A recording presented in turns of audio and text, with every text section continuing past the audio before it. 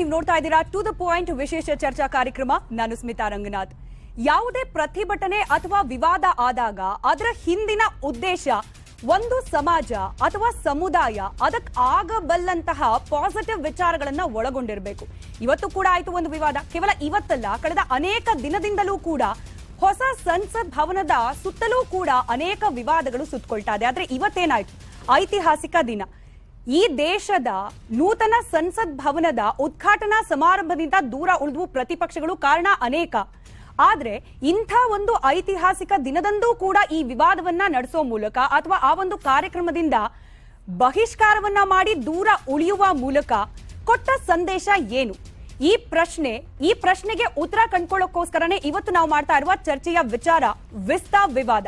ಇನ್ನು ಈ ವಿಸ್ತಾ ವಿವಾದ ಚರ್ಚೆಗೆ ನಾವು ಪ್ರಮುಖವಾಗಿ ಕಂಡುಕೊಳ್ಳಬೇಕಾದ ಒಂದಷ್ಟು ಪ್ರಮುಖಾಂಶಗಳನ್ನ ಹೆಡ್ಲೈನ್ ಮೂಲಕ ಗಮನಿಸ್ತಾ ಹೋಗೋಣ. Headlines to the point. ಈ ಐತಿಹಾಸಿಕ ದಿನ ಪ್ರಜಾಪ್ರಭುತ್ವದ ಮಂದಿರ, ದೇಶ ದೇಗುಲ, ದೇಶಕ್ಕೆ ಸಮರ್ಪಿತ. ಸಂಸ್ಕೃತಿ, ಸಂವಿಧಾನ, ಸಂಪ್ರದಾಯ, ಆಧುನಿಕತೆ ಎಲ್ಲವನ್ನ ಒಳಗೊಂಡ ಪ್ರಕ್ರಿಯೆಯ ಜೊತೆ ದೇಶಕ್ಕೆ ನೂತನ ಸಂಸತ್. ಮಾಜಿ ರಾಷ್ಟ್ರಪತಿ ಕೋವಿಂದ್, ಮಾಜಿ ಪ್ರಧಾನಿ ದೇವೇಗೌಡರು ಸೇರಿದಂತೆ ಹಲವಾರು ಗಣ್ಯರ ಉಪಸ್ಥಿತಿ ಮತ್ತು 19 ಪಕ್ಷಗಳ ಅನುಪಸ್ಥಿತಿ ನಡುವೆಯೇ ಲೋಕಾರ್ಪಣೆ. ವಿರೋಧಿಸಿ ದೂರ ಉಳಿದ ಪಕ್ಷಗಳು ಮತ್ತು ನಾಯಕರು ಸಾಮಾಜಿಕ ಜಾಲತಾಣ ಮತ್ತು ಬೇರೆ ಮಾಧ್ಯಮಗಳ ಮೂಲಕ ಟೀಕೆ ಜೊತೆಗೆ ಪ್ರಶ್ನೆ ಎತ್ತಿದ ಪಕ್ಷಗಳು.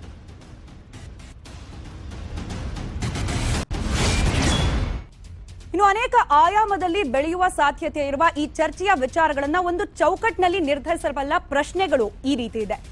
ಮೋದಿ ಶೋ ಅಥವಾ ಮೋದಿ ಕೇಂದ್ರಿತ ಅನ್ನೋ ಉದ್ದೇಶವೇ ಬಿಜೆಪಿಗೆ ಇದ್ರೂ ಕೂಡ ದೂರ ಉಳಿಯುವ ಮೂಲಕ ಮೋದಿ ಕೇಂದ್ರಿತ ಮಾಡಿದ್ವ ಪ್ರತಿಪಕ್ಷಗಳು ಅಂತ ಹೇಳಿ ಈ ಒಂದು ವಿಚಾರವನ್ನ ಬಹಳ ಪ್ರಮುಖವಾಗಿ ಪ್ರಸ್ತಾಪಿಸುತ್ತೆ. ಕೇವಲ ಇವತ್ತಿನ ನೂತನ ಪಾರ್ಲಿಮೆಂಟ್ ಉದ್ಘಾಟನಾ ಸಮಾರಂಭ ಮಾತ್ರ ಅಲ್ಲ, ಪ್ರತಿಪಕ್ಷಗಳು ಮೋದಿ ಯಾವುದೇ ಸಮಾವೇಶ ಅಥವಾ ಸಮಾರಂಭ ಅಥವಾ ರ್ಯಾಲಿಗಳನ್ನ ಮಾಡಿದಾಗ್ಲೂ ಕೂಡ ಎಲ್ಲಾ ವಿಚಾರಗಳನ್ನ ಮೋದಿ ಸೆಂಟ್ರಿಕ್ ಮಾಡ್ಲಿಕ್ಕೆ ಹೊರಟಿದೆ ಬಿಜೆಪಿ ಅನ್ನೋ ಮಾತು ಪದೇ ಪದೇ ಪ್ರಸ್ತಾಪ ಆಗುತ್ತೆ. ಇವತ್ತು ಕೂಡ ಅಂಥದ್ದೇ ಪ್ರಸ್ತಾಪ.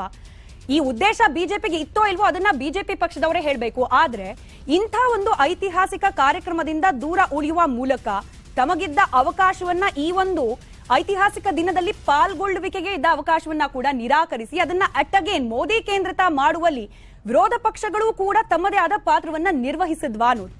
ಇದರ ಜೊತೆಗೆ ಪ್ರಜಾಪ್ರಭುತ್ವದ ಐತಿಹಾಸಿಕ ದಿನವನ್ನ ಚುನಾವಣಾ ದೃಷ್ಟಿಯಿಂದ ಬಹಿಷ್ಕಾರ ಮಾಡಿದ್ವಾ ಪ್ರತಿಪಕ್ಷಗಳು? ಇನ್ ಕೇಸ್ ಇದೇ ಉದ್ದೇಶ ಆಗಿದ್ರೆ ಹಾಗೆ ಮಾಡಿದ್ದು ಸರಿನಾ? 2024ರ ಲೋಕಸಭಾ ಚುನಾವಣೆಗೆ ಉಳಿದಿರೋದು ಕೆಲವೇ ತಿಂಗಳುಗಳು. ಇಂತಹ ಸಂದರ್ಭದಲ್ಲಿ ಮೋದಿ ಕೇಂದ್ರಿತ ಆಗಬಲ್ಲ ಅಥವಾ ಅದನ್ನ ಮುಂದಿನ ಹಂತದಲ್ಲಿ ಚರ್ಚೆ ಮಾಡೋಣ. ಅಂತ ಒಂದು ಕಾರ್ಯಕ್ರಮದಲ್ಲಿ ಭಾಗಿಯಾಗ್ಬಿಟ್ರೆ ವಿರೋಧ ಪಕ್ಷದ ಸ್ಥಾನ ಇದು ಚಪ್ಪಾಳೆ ತಟ್ಟಿದ್ರೆ 2024ರ ಚುನಾವಣೆ ಮೇಲೆ ಇದು ಯಾವ ರೀತಿ ಪರಿಣಾಮ ಬೀರುತ್ತೆ, ಮತದಾರರ ಮನಸ್ಥಿತಿ ಮೇಲೆ ಯಾವ ರೀತಿ ಪರಿಣಾಮವನ್ನ ಬೀರುತ್ತೆ, ಈ ಆಲೋಚನೆಯನ್ನ ಇಟ್ಕೊಂಡೇನಾದ್ರೂ ಪ್ರತಿಪಕ್ಷಗಳು ಈ ಒಂದು ಕಾರ್ಯಕ್ರಮದಿಂದ ದೂರ ಉಳಿದಿದ್ದೇ ಆದಲ್ಲಿ ಈ ರೀತಿಯಾಗಿ ಮಾಡಿದ್ದು ಸರಿನಾ ಅನ್ನೋ ಪ್ರಶ್ನೆ. ಹಾಗೆ ವಿರೋಧ ಮಾಡಲೇಬೇಕು ಅಂತಾದ್ರೂ ಕೂಡ ವಿರೋಧ ಮಾಡೋದಕ್ಕೆ, ಪ್ರತಿಭಟನೆ ಮಾಡೋದಕ್ಕೆ ಬೇರೆ ದಿನ ಅಥವಾ ಬೇರೆ ವಿಧಾನ ಇರ್ಲಿಲ್ವಾ ಅನ್ನೋದು. ಇದಕ್ಕೆ ನಾವು ಮಾಡಿದ್ವಿ ಅಥವಾ ಬೇರೆ ವಿಧಾನಗಳನ್ನ ಕೂಡ ಪ್ರಯೋಗ ಮಾಡಿದ್ವಿ ಅಂತ ಕಾಂಗ್ರೆಸ್ ಹೇಳಿದ್ರು ಕೂಡ, ಅಥವಾ ವಿರೋಧ ಪಕ್ಷಗಳು ಯಾರೆಲ್ಲ ಬಹಿಷ್ಕಾರ ಮಾಡಿದ್ರು ಇವತ್ತಿನ ಕಾರ್ಯಕ್ರಮವನ್ನ ಅವ್ರು ಹೇಳಿದ್ರು ಕೂಡ ಇವತ್ತಿನ ಗೈರು ಹಾಜರಿ ಕೊಡ್ತಿರುವ ಸಂದೇಶ ಏನು? ಇದನ್ನು ಕೂಡ ಪ್ರಶ್ನೆ ಮಾಡಬೇಕು. ಇದರ ಜೊತೆಗೆ ಅತ್ಯಂತ ಹಿರಿಯ ಪಕ್ಷ ಅಂತ ಹೇಳಿ ತನ್ನನ್ನು ತಾನು ಕಾಂಗ್ರೆಸ್ ಪಕ್ಷ ಕರೆದುಕೊಳ್ಳುತ್ತೆ. ಅದು ನಿಜ ಕೂಡ. ಹಿರಿಯ ಪಕ್ಷವಾದ ಕಾಂಗ್ರೆಸ್ ಇಂಥ ದಿನದಂದು ಈ ಒಂದು ಸಮಾರಂಭದಲ್ಲಿ ಒಂದು ವಿರೋಧ ಪಕ್ಷದ ಸ್ಥಾನದಲ್ಲೇನೆ ನಿಂತಾದ್ರೂ ಕೂಡ ಉದಾತ್ತತೆಯನ್ನ ಪ್ರದರ್ಶನ ಮಾಡಬಹುದಾಗಿತ್ತಲ್ವಾ ಅನ್ನೋದು. ಆಯ್ತು, ಮೋದಿ ಕೇಂದ್ರಿತವೋ ಮತ್ತೊಂದೋ ಮಗದೊಂದು, ಅಲ್ಲಿ ರಾಷ್ಟ್ರಪತಿಯನ್ನ ಕರೆಸಬೇಕಾಗಿತ್ತೋ ಮತ್ತೊಂದೋ ಮಗದೊಂದು, ಆದ್ರೆ ತನ್ನ ಪ್ರೆಸೆನ್ಸ್ ಅನ್ನ ತೋರಿಸುವ ಮೂಲಕ ಒಂದು ಅತ್ಯಂತ ಹಿರಿಯ ಹಾಗೆ ಜವಾಬ್ದಾರಿಯುತ ರಾಜಕೀಯ ಪಕ್ಷದ ಸ್ಥಾನವನ್ನ ನಿರ್ವಹಿಸುವಲ್ಲಿ ಎಲ್ಲೋ ಹಿಂದೇಟ್ ಹಾಕ್ಬಿಡ್ತಾ ಕಾಂಗ್ರೆಸ್ ಪಕ್ಷ ಅನ್ನೋದು. ಇನ್ನು ಈ ಚರ್ಚೆಯ ಆಳ ಅಗಲಕ್ಕೆ ಇಳಿಯೋಕ್ ಮುಂಚೆ ಇವತ್ತಾದ ಐತಿಹಾಸಿಕ ಘಟನೆ ಹಾಗೆ ಆ ಘಟನೆಗೆ ಸಾಕ್ಷಿಯಾದ ಅನೇಕ ಅಂಶಗಳು ಹಾಗೆ ಈ ಅಂಶಗಳು ನಡೆಯೋ ಸಂದರ್ಭದಲ್ಲಿ ಸೆರೆಸಿಕ್ಕ ಒಂದಷ್ಟು ಅತ್ಯಮೋಘ ಅನಿಸ್ಕೊಳ್ಳುವಂತಹ ಒಂದಷ್ಟು ದೃಶ್ಯಗಳನ್ನ ಗಮನಿಸ್ತಾ ಹೋಗೋಣ. ಸೆಂಗೋಲ್ ವಿಚಾರ ಅಲ್ಲಿಂದಲೇ ಪ್ರಾರಂಭ ಮಾಡೋಣ. ನಾವು ದೃಶ್ಯದಲ್ಲೂ ಕೂಡ ನಿಮ್ಮ ಮುಂದೆ ಇಡುವ ಪ್ರಯತ್ನವನ್ನ ಮಾಡ್ತಾ ಇದ್ವಿ. ಸೆಂಗೋಲ್ ಹಸ್ತಾಂತರ ಮಾಡಲಾಯಿತು. ನಿನ್ನೆಯೇ ಈ ಕಾರ್ಯಕ್ರಮ ನಡೀತು. ಅಧೀನಂ ಮುಖ್ಯಸ್ಥರಿಂದ ಪ್ರಧಾನಿ ನರೇಂದ್ರ ಮೋದಿ ಅವರಿಗೆ ಸೆಂಗೋಲ್ ಅನ್ನ ಹಸ್ತಾಂತರ ಮಾಡಲಾಯಿತು. ರಾಜದಂಡ ಅಂತ ಹೇಳಿ ಕನ್ನಡದಲ್ಲಿ ಅದನ್ನು ಕರೆಯಲಾಗ್ತಾ ಇದೆ. ಒಂದು ಅಧಿಕಾರ ಹಸ್ತಾಂತರ ಮಾತ್ರ ಅಲ್ಲ, ಈ ಸೆಂಗೋಲಿನ ಮಹತ್ವ ಇರೋದು ನ್ಯಾಯ ಸ್ಥಾಪನೆಯ ವಿಚಾರದಲ್ಲೂ ಕೂಡ ಅಂತ ಹೇಳಲಾಗ್ತಾ ಇದೆ. ಅಂಥ ಒಂದು ಮಹತ್ವವುಳ್ಳ ಸೆಂಗೋಲನ್ನ ಪ್ರಧಾನಿ ಮೋದಿ ಅವರಿಗೆ ಹಸ್ತಾಂತರ ಮಾಡ್ತಿರುವ ಸಂದರ್ಭದ ದೃಶ್ಯ ಇವತ್ತು ಕಾಣ್ಲಿಕ್ಕೆ ಸಿಕ್ತು, ನಿನ್ನೆನೂ ಕೂಡ ಕಾಣ್ಲಿಕ್ಕೆ ಸಿಕ್ತು. ಇನ್ನು ಅಧೀನ ಮುಖ್ಯಸ್ಥ ಸ್ವಾಮೀಜಿಯವರ ಮುಖಭಾವ ಇಂಟರ್ನೆಟ್ನಲ್ಲಂತೂ ಬಹಳ ಸೆನ್ಸೇಷನ್ ಅನ್ನ ಕ್ರಿಯೇಟ್ ಮಾಡಿದೆ ಈ ಒಂದು ಫೋಟೋ. ನೀವೇನ್ ಗಮನಿಸ್ತಿದ್ದೀರಿ, ಇದು ಆ ಸ್ವಾಮೀಜಿಯ ಮುಖಭಾವದಲ್ಲಿ ಕಂಡು ಬರ್ತಾ ಇರುವ ಒಂದು ಧನ್ಯತಾ ಭಾವ. ಇಷ್ಟು ವರ್ಷಗಳ ನಂತರ ತಾವೇ ನಿರ್ಮಾಣ ಮಾಡಿದಂತಹ ಸೆಂಗೋಲ್ಗೆ ಈ ಒಂದು ಸ್ಥಾನಮಾನ ಸಿಕ್ತಲ್ಲ ಅನ್ನೋ ಸಂತೃಪ್ತಿ ಮನೋಭಾವ, ಈ ಒಂದು ಮುಖಭಾವ ಹಾಗೆ ಈ ಫೋಟೋ ಸಾಕಷ್ಟು ಸದ್ದು ಮಾಡ್ತಾ ಇದೆ, ಗಮನ ಕೂಡ ಸೆಳೀತಾ ಇದೆ. ಇದರ ಜೊತೆಗೆ ಮತ್ತೊಂದು ಪ್ರಮುಖ ಅಂಶ ಕಾಣ್ಲಿಕ್ಕೆ ಸಿಕ್ಕಿದ್ದು ಸರ್ವ ಧರ್ಮಗಳ ಪ್ರಾರ್ಥನೆ. ಬಹುಶಃ ಭಾರತದ ಇತಿಹಾಸದಲ್ಲಿ ಮತ್ತೆ ಈ ರೀತಿಯ ಒಂದು ಚಿತ್ರಣ ಕಾಣ್ಲಿಕ್ಕೆ ಸಿಗುತ್ತಾ ಇಲ್ವಾ ಗೊತ್ತಿಲ್ಲ. ಎಲ್ಲಾ ಧರ್ಮಗಳ ಪ್ರಮುಖರು ಕೂತು ಪ್ರಾರ್ಥನೆಯನ್ನ ಸಲ್ಲಿಸಿದ್ದು, ಅಲ್ಲಿ ಮುಸಲ್ಮಾನರಿದ್ರು, ಕ್ರಿಶ್ಚಿಯನ್ರಿದ್ರು, ಹಿಂದೂ ಧರ್ಮದ ಬೇರೆ ಬೇರೆ ಸಬ್ಕಾಸ್ಟ್ಗಳ ಪ್ರತಿನಿಧಿಸುವಂತಹ ಸ್ವಾಮೀಜಿಗಳ ಉಪಸ್ಥಿತಿಯಲ್ಲಿತ್ತು. ಪಾರ್ಸಿ, ಜೈನ, ಈ ಎಲ್ಲಾ ಸಮುದಾಯಗಳನ್ನ, ಬೌದ್ಧ, ಈ ರೀತಿಯಾದ ಸಮುದಾಯಗಳನ್ನ ಪ್ರತಿನಿಧಿಸ್ತಾ ಆಯಾ ಸಮುದಾಯದ ಪ್ರಾರ್ಥನೆಗಳನ್ನ ಕೂಡ ನೆರವೇರಿಸಿ ಈ ಒಂದು ಸಂಸತ್ ಭವನದ ಉದ್ಘಾಟನೆಗೆ ಶುಭವನ್ನ ಹಾರೈಸಲಾಯಿತು.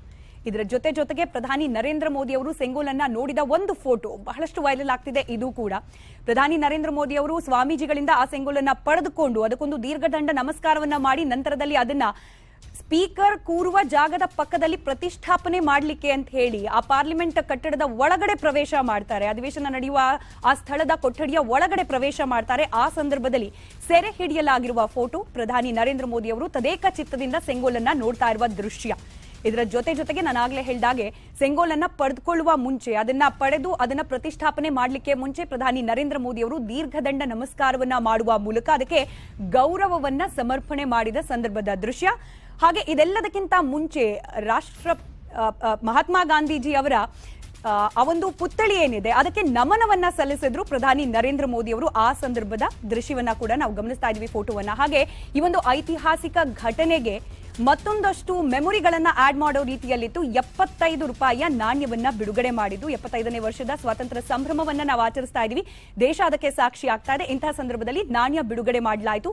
ಹಾಗೆ ಇದೆಲ್ಲ ಪಾಸಿಟಿವ್ ಅಂಶಗಳಾದ್ರೆ ಒಂದಷ್ಟು ನೆಗೆಟಿವ್ ಅಂಶಗಳು ಕೂಡ ಜೋಡಣೆ ಆಯಿತು. ಯಾವುದದು ನಾವು ಗಮನಿಸ್ತಾ ಇದ್ವಿ, ಟ್ವೀಟ್ ಆರ್ಜೆಡಿ ಪಕ್ಷದಿಂದ ಮಾಡಲಾಗಿದ್ದು.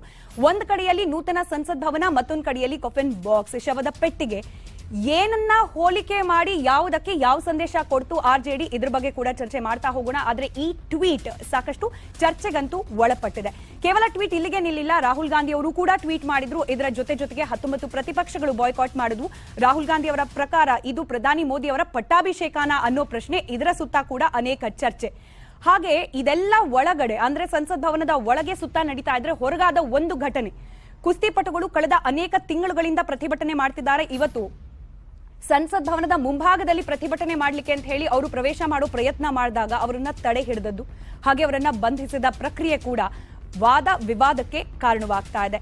ಇಷ್ಟೆಲ್ಲ ವಾದ ವಿವಾದ ನಡುವೆ ಪ್ರತಿಪಕ್ಷಗಳ ನಿಲುವು ನಡೆ, ಹಾಗೆ ಬಿಜೆಪಿ ಈ ಒಂದು ಎಲ್ಲಾ ಘಟನಾವಳಿಗಳಿಗೆ ಯಾವ ರೀತಿಯಾಗಿ ರಿಯಾಕ್ಟ್ ಮಾಡುತ್ತೆ, ಇದನ್ನ ಚರ್ಚೆ ಮಾಡ್ತಾ ಹೋಗೋಣ. ನಮ್ಮ ಜೊತೆಯಲ್ಲಿ ಕಾಂಗ್ರೆಸ್ನ ವಕ್ತಾರರಾದ ನಟರಾಜ್ ಗೌಡ ಅವರಿದ್ದಾರೆ. ಸರ್ ನಮಸ್ಕಾರ, ಕಾರ್ಯಕ್ರಮಕ್ಕೆ ಸ್ವಾಗತ. ನಮಸ್ತೆ. ಹಾಗೆ ಬಿಜೆಪಿ ಎಂಎಲ್ಸಿ ತೇಜಸ್ವಿನಿ ಗೌಡ ಅವರಿದ್ದಾರೆ, ತಮಗೂ ಕಾರ್ಯಕ್ರಮಕ್ಕೆ ಸ್ವಾಗತ. ಹಾಗೆ ಜೆಡಿಎಸ್ ನ ವಕ್ತಾರರು ನಜ್ಮಾ ಅವರು ಕೂಡ ಜಾಯಿನ್ ಆಗಿದ್ದಾರೆ. ನಜ್ಮಾ ಅವರೇ ನಮಸ್ಕಾರ, ನನ್ನ ಧ್ವನಿ ತಲುಪ್ತಾ ಇದೆ ಅಂತ ಭಾವಿಸ್ತೀನಿ. ನಮಸ್ಕಾರ ಸ್ಮಿತಾ. ಸರ್, ಬಹುಶಃ ನಿಮ್ಮಿಂದಲೇ ಇವತ್ತು ಪ್ರಾರಂಭ ಮಾಡಬೇಕು ಅಂತ ಹೇಳಿ. ನಿಮಗೆ ಒಂದಷ್ಟು ಆಕ್ಷೇಪಗಳಿತ್ತು, ಪ್ರಶ್ನೆಗಳು ಕೂಡ ಇತ್ತು. ರಾಷ್ಟ್ರಪತಿಗಳೇ ಮಾಡಬೇಕಾಗಿತ್ತು, ರಾಷ್ಟ್ರಪತಿಗಳಿಗೆ ಅವಮಾನ ಆಯಿತು, ಪ್ರಧಾನಿ ನರೇಂದ್ರ ಮೋದಿ ಅವರು ಮಾಡೋ ಮೂಲಕ ಅದನ್ನ ಬೇರೆ ರೀತಿಯ ಸಂದೇಶ ರವಾನೆ ಮಾಡ್ತಿದ್ದಾರೆ, ಇತ್ಯಾದಿ. ಬಟ್ ಬಾಯ್ಕಾಟ್ ಮಾಡಲಿಕ್ಕೆ ಅಥವಾ ಪ್ರತಿಭಟನೆ ಮಾಡಲಿಕ್ಕೆ ಹಿಂದೇನೂ ಅವಕಾಶ ಇತ್ತು, ಮುಂದೇನೂ ಅವಕಾಶ ಇರುತ್ತೆ. ಇವತ್ತು ಬಾಯ್ಕಾಟ್ ಮಾಡೋದು ಅನಿವಾರ್ಯ ಆಗಿತ್ತಾ? ಈ ರೀತಿ ಬಾಯ್ಕಾಟ್ ಮಾಡಿ ದೂರ ಉಳಿದು ಕಾಂಗ್ರೆಸ್ ಕೊಟ್ಟ ಸಂದೇಶ ಏನು ಅಂತ ಹೇಳಿ? ಕಾಂಗ್ರೆಸ್ ಕೊಟ್ಟ ಸಂದೇಶ ಏನಂದ್ರೆ, ಈ ಪ್ರಜಾಪ್ರಭುತ್ವ ರಕ್ಷಣೆ ಮಾಡಬೇಕಿದೆ, ಈ ಸಂವಿಧಾನ ರಕ್ಷಣೆ ಮಾಡಬೇಕಿದೆ, ಈ ದೇಶದಲ್ಲಿ ಒಂದು ವ್ಯವಸ್ಥೆ ಇದೆ, ಅದರ ರಕ್ಷಣೆ ಮಾಡಬೇಕಿದೆ ಅಂತ ಒಂದು ಸಂದೇಶ ಕೊಟ್ಟಿದೆ. ಈಗ ಕಾರ್ಯಾಂಗದ ಮುಖ್ಯಸ್ಥರು ಯಾರು? ರಾಷ್ಟ್ರಪತಿಗಳು. ಭಾರತದ ಪ್ರಥಮ ಪ್ರಜೆ ಯಾರು? ರಾಷ್ಟ್ರಪತಿಗಳು. ಸಂವಿಧಾನ ರಕ್ಷಣೆಯ ಹೊಣೆಗಾರಿಕೆಯ ಮುಖ್ಯಸ್ಥರು ಯಾರು? ರಾಷ್ಟ್ರಪತಿಗಳು. ಈ ಕಾರ್ಯಾಂಗ ಅಂತ ಬಂದಾಗ ಅವರಿಗೆ ಲೋಕಸಭೆ ಮತ್ತೆ ರಾಜ್ಯಸಭೆ ಕೂಡ ಸೇರುತ್ತೆ. ಈಗ ಲೋಕಸಭೆ ರಾಜ್ಯಸಭೆ ಅಂದ್ರೆ ಒಂದು ಸಂಸತ್ತು, ಅದನ್ನು ನೀವು ಉದ್ಘಾಟನೆ ಮಾಡ್ತಾ ಇದ್ದೀರಾ ಅಂದಾಗ ರಾಷ್ಟ್ರಪತಿಗಳಿಗೆ ಇನ್ವೈಟ್ ಮಾಡಬೇಕಾ ಬೇಡವಾ? ಇಲ್ಲಿ ಬೆಂಗಳೂರಿಂದ, ತಮಿಳುನಾಡಿಂದ, ಇಲ್ಲಿಂದ ಪುರೋಹಿತರೆಲ್ಲ ಹೋಗ್ತಾರೆ, ಬೇರೆ ಬೇರೆ ಸೆಲೆಬ್ರಿಟಿಗಳೆಲ್ಲ ಹೋಗ್ತಾರೆ. ರಾಷ್ಟ್ರಪತಿಗಳು ಅಲ್ಲೇ ಇರುವಂಥವ್ರು, ಅವ್ರನ್ನ ಇನ್ವೈಟ್ ಮಾಡಬೇಕಾ ಬೇಡವಾ? ರಾಷ್ಟ್ರಪತಿಗಳು ಒಂದು ಮಹಿಳೆ ಅನ್ನೋ ಕಾರಣಕ್ಕಾಗಿ ತಾವು ದೂರ ಇಟ್ರ ಅವ್ರನ್ನ? ಅಲ್ಲ, ಮಹಿಳೆಯನ್ನ ರಾಷ್ಟ್ರಪತಿ ಮಾಡಿದ್ದು ಅವರೇ. ರಾಷ್ಟ್ರಪತಿಗಳು ಒಂದು ಬುಡಕಟ್ಟು ಜನಾಂಗಕ್ಕೆ ಸೇರಿದವರು ಅಂತ ಅವ್ರನ್ನ ದೂರ ಇಟ್ಟು, ಬುಡಕಟ್ಟು ಜನಾಂಗದವರನ್ನ ಪ್ರೆಸಿಡೆಂಟ್ ಮಾಡಿದ್ದು ಅವರೇ. ನೀವು ತೋರಿಕೆಗಾಗಿ ಮಾತ್ರ ಪ್ರೆಸಿಡೆಂಟ್ ಮಾಡಿ ಅವ್ರನ್ನ ಚುನಾವಣೆಗೆ ನಾವು ಮಾಡಿದೀವಿ ಅಂತ ಬಿಂಬಿಸ್ಕೊಳಕ್ ಮಾತ್ರ ಮಾಡಿದ್ರ ನೀವು ಅವ್ರನ್ನ? ಅವ್ರಿಗೆ ಗೌರವ ಕೊಡಬೇಕಾದ ಸಮಯದಲ್ಲಿ ನೀವು ಅವ್ರಿಗೆ ಗೌರವ ಕೊಡ್ಲಿಲ್ಲ ಅಂದ್ರೆ ಈಗ ಸಂಸತ್ತನ್ನ ಉದ್ಘಾಟನೆ ಮಾಡಬೇಕಾದದ್ದು. ಗೌರವ ಕೊಟ್ರೋ ಬಿಟ್ರೋ ತೇಜಸ್ವಿನಿ ಮೇಡಮ್ ಅದನ್ನ ಸಮರ್ಥಿಸ್ಕೊಂಡು ಮಾತನಾಡ್ತಾರೆ. ಬಟ್ ನನ್ನ ಪ್ರಶ್ನೆಗೆ ನೀವು ಉತ್ತರ ಕೊಡ್ಲಿಲ್ಲ. ಆಯ್ತು, ಪ್ರತಿಭಟನೆ, ವಾದ, ಇದನ್ನ ಕಳೆದ ಅನೇಕ ದಿನದಿಂದಲೂ ಕಾಂಗ್ರೆಸ್ ಪಕ್ಷ ಮಾಡ್ತಾ ಇದೆ. ಬಟ್ ಇವತ್ತು ಕೂಡ ಅದನ್ನ ಮುಂದುವರಿಸೋ ಅನಿವಾರ್ಯತೆ ಏನಿತ್ತು ಅಂತ ಕೇಳಿದೆ. ರಾಷ್ಟ್ರಪತಿಗಳಿಗೆ ಅವಮಾನ ಮಾಡಿದ್ದಾರೆ ಇವರು, ರಾಷ್ಟ್ರಪತಿಗಳಿಗೆ ಅಗೌರವ ತೋರಿದ್ದಾರೆ. ರಾಷ್ಟ್ರಪತಿಗಳಿಂದ ದೊಡ್ಡವರ ನರೇಂದ್ರ ಮೋದಿ ಅವರು? ಈ ದೇಶ ಸಂಸತ್ತಿಗಿಂತ ದೊಡ್ಡವರ ನರೇಂದ್ರ ಮೋದಿ ಅವರು? ಸಂವಿಧಾನಕ್ಕಿಂತ ದೊಡ್ಡವರ ನರೇಂದ್ರ ಮೋದಿ ಅವರು ಅಲ್ಲ. ಅಂದ್ರೆ ಆ ಪ್ರತಿಷ್ಠೆಗೋಸ್ಕರ, ಸ್ವಯಂ ಪ್ರಶಂಸೆಗೋಸ್ಕರ ರಾಷ್ಟ್ರಪತಿಗಳನ್ನ ದೂರ ಇಟ್ಟು, ಈಗ ಅವ್ರು ಬಂದ್ರೆ ಪ್ರೋಟೋಕಾಲ್ ಆಗುತ್ತೆ, ಅವ್ರು ಬಂದ್ರೆ ನೀವು ಒಂದು ಸಂವಿಧಾನಬದ್ಧವಾದಂತಹ ಒಂದು ಪ್ರಕ್ರಿಯೆಗಳಾಗಬೇಕಾಗ್ತದೆ. ಇದು ಆ ಎಲ್ಲಾ ಪ್ರಕ್ರಿಯೆಗಳನ್ನ ಬಿಟ್ಟು 5 ಗಂಟೆ ನೇರ ಪ್ರಸಾರದಲ್ಲಿ 4.25 ಗಂಟೆ ನೇರವಾಗಿ ಕೇವಲ ನರೇಂದ್ರ ಮೋದಿ ಅವ್ರ ಮುಖ ಕಾಣ್ತಿತ್ತು ಅಷ್ಟೇ ಹೊರತು ದೂರದರ್ಶನ ತೋರಿಸಲಿಲ್ಲ. ಇಲ್ಲ, ನಮ್ಗೆ ಹಂಗಿಲ್ಲ. ಯಾರು ತೋರಿಸಿದ್ರು? ಅಲ್ಲ, ಯಾವಾಗ ಅದನ್ನ ಶಿಲಾನ್ಯಾಸ ಮಾಡ್ಬೇಕಾದ್ರೆ, ಶಂಕುಸ್ಥಾಪನೆ ಮಾಡ್ಬೇಕಾದ್ರೆ ಕೋವಿಂದ್ ಅವ್ರನ್ನ, ರಾಮನಾಥ್ ಕೋವಿಂದ್ ಅವ್ರನ್ನ ಅವ್ರು ಕರೆದಿರ್ಲಿಲ್ಲ. ಅವರು ಅವತ್ತಿನ ರಾಷ್ಟ್ರಪತಿಗಳನ್ನ ಇನ್ವೈಟ್ ಮಾಡಿರ್ಲಿಲ್ಲ. ಇವತ್ತು ಇನ್ವೈಟ್ ಮಾಡಿದ್ದಾರೆ ಅವ್ರನ್ನ. ಇವತ್ತು ಇನ್ವೈಟ್ ಮಾಡಬೇಕಾದಂತಹ ದ್ರೌಪದಿ ಮುರ್ಮುರ್ನ ಇವತ್ತು ಇನ್ವೈಟ್ ಮಾಡಿಲ್ಲ. ಇನ್ ಯಾವಾಗ ನೀವು ಅವ್ರಿಗೆ ಗೌರವ ಕೊಡೋದು? ಅವ್ರಿಗೆ ಗೌರವ ಕೊಡಬೇಕಾದಂತಹ ಒಂದು ಅವಕಾಶ ನಿಮ್ಗಿತ್ತು. ಅವ್ರಿಗೆ ಅಗೌರವ ತೋರಿ ಅವಮಾನ ಮಾಡಿದ್ದೀರಿ. ರಾಷ್ಟ್ರಪತಿಗಳಿಂದ ಇನಾಗ್ರೇಟ್ ಆಗ್ಲಿಲ್ಲ ಅನ್ನೋ ಒಂದೇ ಕಾರಣಕ್ಕೆ ದೂರ ಉಳಿತಾ ಕಾಂಗ್ರೆಸ್ ಅಂತ ಹೇಳಿ ನೋಡ್ರಿ, ಅವ್ರಿಗೆ ಅವಮಾನ ಮಾಡಿದ್ದೀರಿ, ಅವ್ರಿಗೆ ಅಗೌರವ ತೋರಿದ್ದೀರಿ. ಅವ್ರಿಗೆ ಅಗೌರವ ತೋರೋ ಮುಖಾಂತರ ನೀವು ಸಂವಿಧಾನದ ಎಂಟೈರ್ ಸಿಸ್ಟಮ್ಗೆ ನೀವು ಅಗೌರವ, ಒಂದೇ ಕಾರಣ. ಇದೊಂದು ಸ್ಮಾಲ್ ಕಾರಣ ಅಲ್ಲ, ಇದು it's not small issue, it's A issue of nation. ನೀವು ರಾಷ್ಟ್ರಪತಿಗಳು ಅವಮಾನ ಮಾಡೋದು, ಅಗೌರವ ತೋರೋದು ಅಂದ್ರೆ ಸಂವಿಧಾನ, ಪ್ರಜಾಸತ್ತಾತ್ಮಕ ವ್ಯವಸ್ಥೆಗೆ ನೀವು ಅವಮಾನ ಮಾಡ್ದಂಗಿದು. ಯಾರ ಇಲ್ಲಿ ಚಕ್ರಾಧಿಪತ್ಯ ಇಲ್ಲ, ಇಲ್ಲಿ ಸಾರ್ವಭೌಮ ಸರ್ವಾಧಿಕಾರಿ ಧೋರಣೆ ಅಲ್ಲ ಇದು. ಇರೋದು ಪ್ರಜಾಪ್ರಭುತ್ವ. ನಿಮಗೆ ಪ್ರಜಾಪ್ರಭುತ್ವದಲ್ಲಿ ನಂಬಿಕೆ ಅನ್ನೋದಿದ್ದಾರೆ, ಕಾರ್ಯಾಂಗದ ಮುಖ್ಯಸ್ಥರಿಗೆ ನೀವು ಅವಕಾಶ ಮಾಡ್ದಲೆ, ಅವ್ರಿಗೆ ಗೌರವ ಕೊಡ್ದಲೆ ನೀವು ಹೆಂಗ್ರಿ ಸಂಸತ್ನ ಉದ್ಘಾಟನೆ ಮಾಡ್ತೀರಿ? ನೋಡಿ, ಕಟ್ಟಡ, ಹೊಸ ಕಟ್ಟಡ ಬೇರೆ ವಿಷಯ. ಹಳೆ ಕಟ್ಟಡ ಇತ್ತು, ಇದು ಹೊಸ ಕಟ್ಟಡ ಬಂದಿದೆ, ಅದರೊಳಗೆ ದೊಡ್ಡ ವಿಷಯ ಏನಲ್ಲ. ಆದರೆ ರಾಷ್ಟ್ರಪತಿಗಳಿಗೆ ನೀವು ಕರೆದು ಇನ್ವೈಟ್ ಮಾಡಿದ್ರೆ ನೀವು ಅವ್ರಿಗೆ ಗೌರವ ಕೊಟ್ಟಂಗೆ. ಚುನಾವಣೆಗೆ ಮಾತ್ರ ನಾವು ಮಹಿಳೆಗೆ ಮಾಡಿದ್ದೀವಿ, ಬುಡಕಟ್ಟು ಜನರಿಗೆ ಮಾಡಿದೀವಿ ಅಂತ ಹೇಳೋದಲ್ಲ. ಅವ್ರಿಗೆ ಗೌರವ ಕೊಡ್ಬೇಕಾದ ಸಮಯದಲ್ಲಿ ನೀವು ಗೌರವ ಕೊಟ್ಟಿಲ್ಲ, ಅವಮಾನ ಮಾಡಿದ್ದೀರಿ. ಈ ಅವಮಾನದ ಏನು ಅವ್ರಿಗೆ ವಿಷಾದ ಇರಬೇಕು, ಬಿಜೆಪಿ ಅವ್ರಿಗೆ ತಪ್ಪಿತಸ್ಥ ಮನೋಭಾವನೆ ಬರಬೇಕು ಅವ್ರಿಗೆ. ಅದು ಬರದಲ್ಲ. ರಾಷ್ಟ್ರಪತಿಗಳಿಗೆ ಗೌರವ ಕೊಡ್ಲಿಲ್ಲ ಅನ್ನೋ ವಿಚಾರಕ್ಕಂದ್ರೆ ಮೋಸ್ಟ್ಲಿ ತೇಜಸ್ವಿನಿ ಮೇಡಮ್ 10 ಪ್ರಕರಣಗಳನ್ನು ಉಲ್ಲೇಖ ಮಾಡಿ ಹೇಳ್ಬೋದು. ಕಾಂಗ್ರೆಸ್ ಪಕ್ಷದ ನಿಲುವೇನಾಗಿತ್ತು ರಾಷ್ಟ್ರಪತಿಗಳ ಕಡೆಗೆ ಅಂತ ಹೇಳಿ ಅದನ್ನ ಅವ್ರಿಗೆ ಬಿಡ್ತೀನಿ, ಮಾಡ್ತಾರೋ ಬಿಡುವ ಅಂತ ಹೇಳಿ. ಗೌರವ ಕೊಡಬೇಕಾಗಿತ್ತು, ಗೌರವ ಕೊಡ್ಲಿಲ್ಲ ಬಿಜೆಪಿ. ಆ ಮೂಲಕ ಪ್ರಜಾಪ್ರಭುತ್ವದ ಒಂದ್ ಚೌಕಟ್ಟಿಗೆನೆ ಮಾರಕ ಆಗ್ತಾ ಇದೆ ಬಿಜೆಪಿಯ ಈ ನಿಲುವು ಅನ್ನೋದು ಕಾಂಗ್ರೆಸ್ನ ಆರೋಪ. ಮೊದಲಿಗೆ ಸ್ವತಂತ್ರ ಬಂದ ಮೇಲೆ ಮತ್ತೆ ಅಮೃತ ಕಾಲದ ಕಡೆಗೆ ನಾವು ಭಾರತವನ್ನ ಮುನ್ನಡೆಸ್ತಾ ಇದ್ದೀವಿ. ಇಲ್ಲಿಯ ತನಕ ಎಷ್ಟು ಪ್ರಧಾನಿಗಳು, ಪ್ರಥಮ ಪ್ರಧಾನಿ ನೆಹರೂರವರಿಂದ ಹಿಡಿದು ಇಲ್ಲಿ ತನಕ ನಮ್ಮವರೇ ಪ್ರಧಾನಿಗಳು ಆಗಿದ್ದಂಥ ಸನ್ಮಾನ್ಯ ದೇವೇಗೌಡಜಿ ಅವರನ್ನು ನೋಡೋ ಖುಷಿ ಆಯಿತು. ಅವರು ಹಿರಿಯರು ಭಾಗವಹಿಸಿದ್ದಾರೆ. ದೇವರವರಿಗೆ ಆಯುರಾರೋಗ್ಯವನ್ನು ಕೊಳ್ಳಿ, ಇಷ್ಟು ದೂರ ಹೋಗಿ ಪ್ರಯಾಣ ಮಾಡಿ ಅಲ್ಲಿ ಹೋಗಿ ಅದನ್ನ ಸ್ವತಃ ಸದಸ್ಯರು ಇದ್ದಾರೆ ಅವರು ಮೇಲ್ಮನೆಯಲ್ಲಿ. ಮತ್ತು ಮುಂದಿನ ಸಾಲಲ್ಲಿ ಕನ್ನಡದ ಪ್ರಧಾನಿಗಳಾಗಿದ್ದಂಥ ದೇವೇಗೌಡಜಿಯವರು ಅಟೆಂಡ್ ಮಾಡಿದ್ದಾರೆ, ಕೋವಿಂದ್ ಜಿಯವರು ಅಟೆಂಡ್ ಮಾಡಿದ್ದಾರೆ. ಸೆಲೆಬ್ರೇಷನ್ ಡೇ ಇವತ್ತು ಆಚರಣೆ, ಇಡೀ ಭಾರತೀಯರೆಲ್ಲರೂ ಖುಷಿಯಾಗಿ ಒಂದು ಆಚರಣೆ ಮಾಡುವಂಥ ಸಂದರ್ಭ. ನಟರಾಜ್ ಅವರಿಗೆ ಕಾಂಗ್ರೆಸ್ನ ವಕ್ತಾರರಾಗಿ ಖಂಡಿತ ಅವರ ಅಭಿಪ್ರಾಯಗಳನ್ನು ಹೇಳಕ್ಕೆ, ಅವರ ಪ್ರತಿರೋಧಗಳನ್ನು ವ್ಯಕ್ತಪಡಿಸೋದಕ್ಕೆ ಸಂಪೂರ್ಣವಾದ ಅವಕಾಶ ಇದೆ ಈ ದೇಶದಲ್ಲಿ. ನಾವು ಆ ಮುಕ್ತ ಸ್ವಾತಂತ್ರ್ಯವನ್ನ ಗೌರವಿಸ್ತೀವಿ. ಅಟ್ ದಿ ಸೇಮ್ ಟೈಮ್ ಯಾರು ಯಾವಾಗ ಏನು ಉದ್ಘಾಟನೆ ಮಾಡಬೇಕು, ಏನು ಬಿಡಬೇಕು, ಎಲ್ಲೆಲ್ಲಿ ಉಲ್ಲಂಘನೆ ಆಗಿದೆ ನಾವು ದೊಡ್ಡ ವಿಷಯ ಮಾಡಲಿಲ್ಲ. ಹಿಂದೆ ಕೂಡ ಸೋನಿಯಾಜಿಯವರು UPA ಚೇರ್ಪರ್ಸನ್ ಆಗಿದ್ದಾಗಲೂ ಕೂಡ ಭಾರತದ ಅನೇಕ ಅಸೆಂಬ್ಲಿಗಳಲ್ಲಿ ಬೇರೆ ಕಡೆ ಅವರ ಆಡಳಿತಗಳಿದ್ದಾಗ ಕೆಲವೊಂದು ಇಂಥ ಭವನಗಳನ್ನು ಉದ್ಘಾಟನೆ ಮಾಡಿದಾಗಲೂ ಪ್ರಧಾನಿಗಳ ಜೊತೆ ಇದ್ರು. ನಾವು ಅದನ್ನೇನು ಇಶ್ಯೂ ಮಾಡಲಿಲ್ಲ. ಇರಲಿ, ಅವರೊಂದು ಪಾರ್ಟಿಗೆ 21 ವರ್ಷ ಅಧ್ಯಕ್ಷರಾಗಿದ್ರು ಇದ್ದಾರೆ, ಅವರು ಪಾರ್ಲಿಮೆಂಟ್ ಮೆಂಬರ್ ಆಗಿದ್ದಾರೆ. ಅಷ್ಟರ ಸಹನೆ ಬೇಕು ಅಂತ ಅನ್ಸುತ್ತೆ ಪ್ರಜಾಪ್ರಭುತ್ವದಲ್ಲಿ. ಎರಡನೇದು, ಅಸ್ಮಿತಾ, ಮುರ್ಮುರವರು ಇವತ್ತು ಈ ಇಡೀ ಪದ್ಧತಿಯನ್ನು ತಾವು ನೋಡಿದ್ರಿ. ಅಧಿಕಾರ ಹಸ್ತಾಂತರ ಅನ್ನುವಂಥದ್ದು ಹೇಗೆ ಬಂತು, ಬ್ರಿಟಿಷರಿಂದ ನಮಗೆ, ನಮ್ಮ ಪ್ರಥಮ ಪ್ರಧಾನಿಗಳಿಗೇನೆ ಯಾವ ರೀತಿ ಮಾಡಿದ್ರು ಅಂತ ಹೇಳಿದ್ರೆ ಒಂದು ಪದ್ಧತಿಯನ್ನ ಅನುಸರಿಸಿದ್ರು. ದಂಡವನ್ನ, ಇವತ್ತು ಆರ್ಮಿಯಲ್ಲಿ ಅಧಿಕಾರ ಹಸ್ತಾಂತರ ಒಂದು ಪದದ ದಂಡವನ್ನ ಕೊಡೋದ್ರ ಮೂಲಕ ಹಸ್ತಾಂತರ, ನಮ್ಮ ಪೊಲೀಸ್ ವ್ಯವಸ್ಥೆಯಲ್ಲೂ ಇದೆ. ಆ ದಂಡವನ್ನ, ಅಧಿಕಾರದ ದಂಡದ ಮೂಲಕ ಅಂದ್ರೆ ಪದ್ಧತಿ.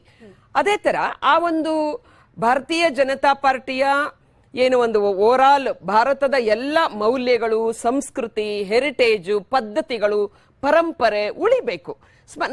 ನಾವು ಈ ವೈಭವವನ್ನ ನಾವು ನೆನಪು ಮಾಡ್ಕೊಳ್ದೇ ಇದ್ರೆ, ನಾನು ಅಂದ್ಕೊಂಡೆ ನನಗೆ ನಟರಾಜ್ಗೆ ಮಾತಾಡಕ್ಕೆ ಸ್ವತಂತ್ರ ಇಲ್ವ ನಂಗೆ ಗೊತ್ತಿಲ್ಲ, ಅದು ದಕ್ಷಿಣ ಭಾರತದವರಾಗಿ ಕರ್ನಾಟಕದ ಇತಿಹಾಸ, ತಮಿಳುನಾಡಿನ ಇತಿಹಾಸ, ಆಂಧ್ರದ ಇತಿಹಾಸಕ್ಕೆ ಇವತ್ತು ಪಾರ್ಲಿಮೆಂಟ್ ನಲ್ಲಿ ಸ್ಪೀಕರ್ ಪಕ್ಕದಲ್ಲಿ ಒಂದು ಪರಮೋಚ್ಚ ಸ್ಥಾನ ಸಿಗುತ್ತೆ ಅಂದ್ರೆ, ತಮಿಳುನಾಡು ಇತಿಹಾಸ ಅಂತೀರಿ, ಪ್ರಾತಿನಿಧ್ಯ ಕೊಟ್ವಿ ಅಂತೀರಿ, ಅದು ಕೂಡ ಚುನಾವಣಾ ಕಾರಣ ಅಂತ ಹೇಳಿ ಅವ್ರು ಹೇಳ್ತಾರೆ. ಚುನಾವಣೆ ಇರೋದ್ರಿಂದಾನೇ ಪ್ರಧಾನಿ ಆಗಿರೋದು, ಚುನಾವಣೆ ಇರೋದ್ರಿಂದಲೇ ಪ್ರತಿಪಕ್ಷದಲ್ಲಿರೋದು, ಚುನಾವಣೆ ಇರೋದ್ರಿಂದಲೇ ಸಂಸದರಾಗಿರೋದು, ಚುನಾವಣೆಯಲ್ಲಿ ಗೆದ್ದು ಬರೋದ್ರಿಂದಲೇ ಪಾರ್ಲಿಮೆಂಟ್ ಭವನ ಕಟ್ಟಿರೋದು. ಕೇವಲ ಒಂದು ಸೆಂಗೋಲ್ಗೆ ಅಲ್ಲ ಅವಕಾಶ.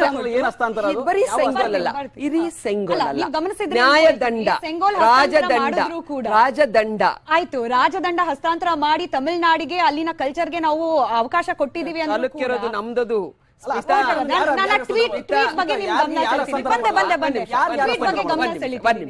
ಈಗ ಮಾಡಿದ್ರು ತಮಿಳುನಾಡು ಚುನಾವಣೆಯಲ್ಲಿ ಗೆಲ್ಲಕ್ಕಾಗಲ್ಲ ಬಿಜೆಪಿ ಅನ್ನೋದು ಸೋಷಿಯಲ್ ಮೀಡಿಯಾದಲ್ಲಿ ಚರ್ಚೆ ಆಗ್ತಾ ಇದೆ. ಚುನಾವಣೆ ಗೆಲ್ಲದು ಬಿಡೋದು ಜನತೆಯೇ ಜನಾರ್ದನ.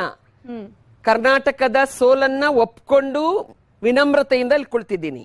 ಪ್ರಜಾಪ್ರಭುತ್ವ ಯಾರ ಸೊತ್ತು ಅಲ್ಲ. ನಿನ್ನೆ ನಮ್ಮದಾಗಿತ್ತು ಕೃಷ್ಣ, ಇವತ್ತು ಅವ್ರದ್ದಾಗಿದೆ, ಮತ್ತೆ ನಾಳೆ ನಮ್ದಾಗತ್ತೆ. ಆ ನಿಟ್ಟಿನಲ್ಲಿ ಕೆಲಸ ಮಾಡ್ತೀವಿ, ಅದು ಬೇರೆ ವಿಚಾರ. ಅಂದ್ರೆ ಇವತ್ತು ಒಂದು ಒಳ್ಳೆಯ ಈಗ ನೋಡಿ, ಪದ್ಧತಿಗಳಲ್ಲಿ ತಾವು ನೋಡ್ತಾ ಇದ್ರಿ, ಪ್ರಧಾನಿಗಳು ಪೂಜೆಯಲ್ಲಿ ಭಾಗವಹಿಸಿದ್ರು, ರಾಷ್ಟ್ರಪತಿಗಳು ಕೋರ್ಟ್ ನಲ್ಲಿ ಒಬ್ಬರಿಗೆ ದಂಡ ಆದ್ರೆ ಕ್ಷಮಾದಾನ ಕೊಡುವಂತ ಅತಿ ದೊಡ್ಡ ಸ್ಥಾನದಲ್ಲಿರೋರು.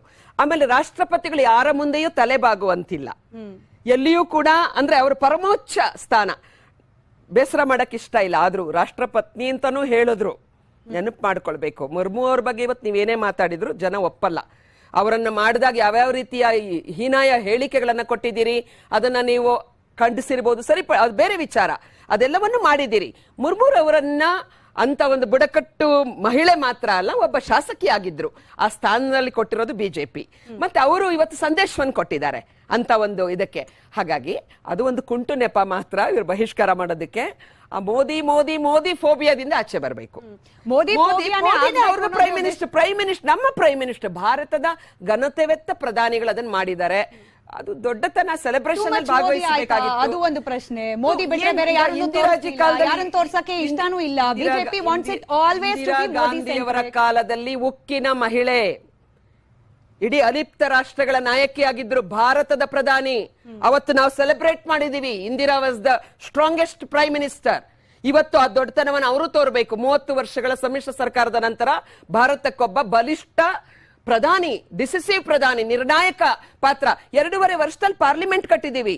ನಾಳೆ ದಿನ ಇವರೆಲ್ಲ ಮುಂದಕ್ಕೆ ಬರ್ಬೇಕಾದಂತವ್ರು, ಮುಂದಿನ ಪೀಳಿಗೆಗೆ.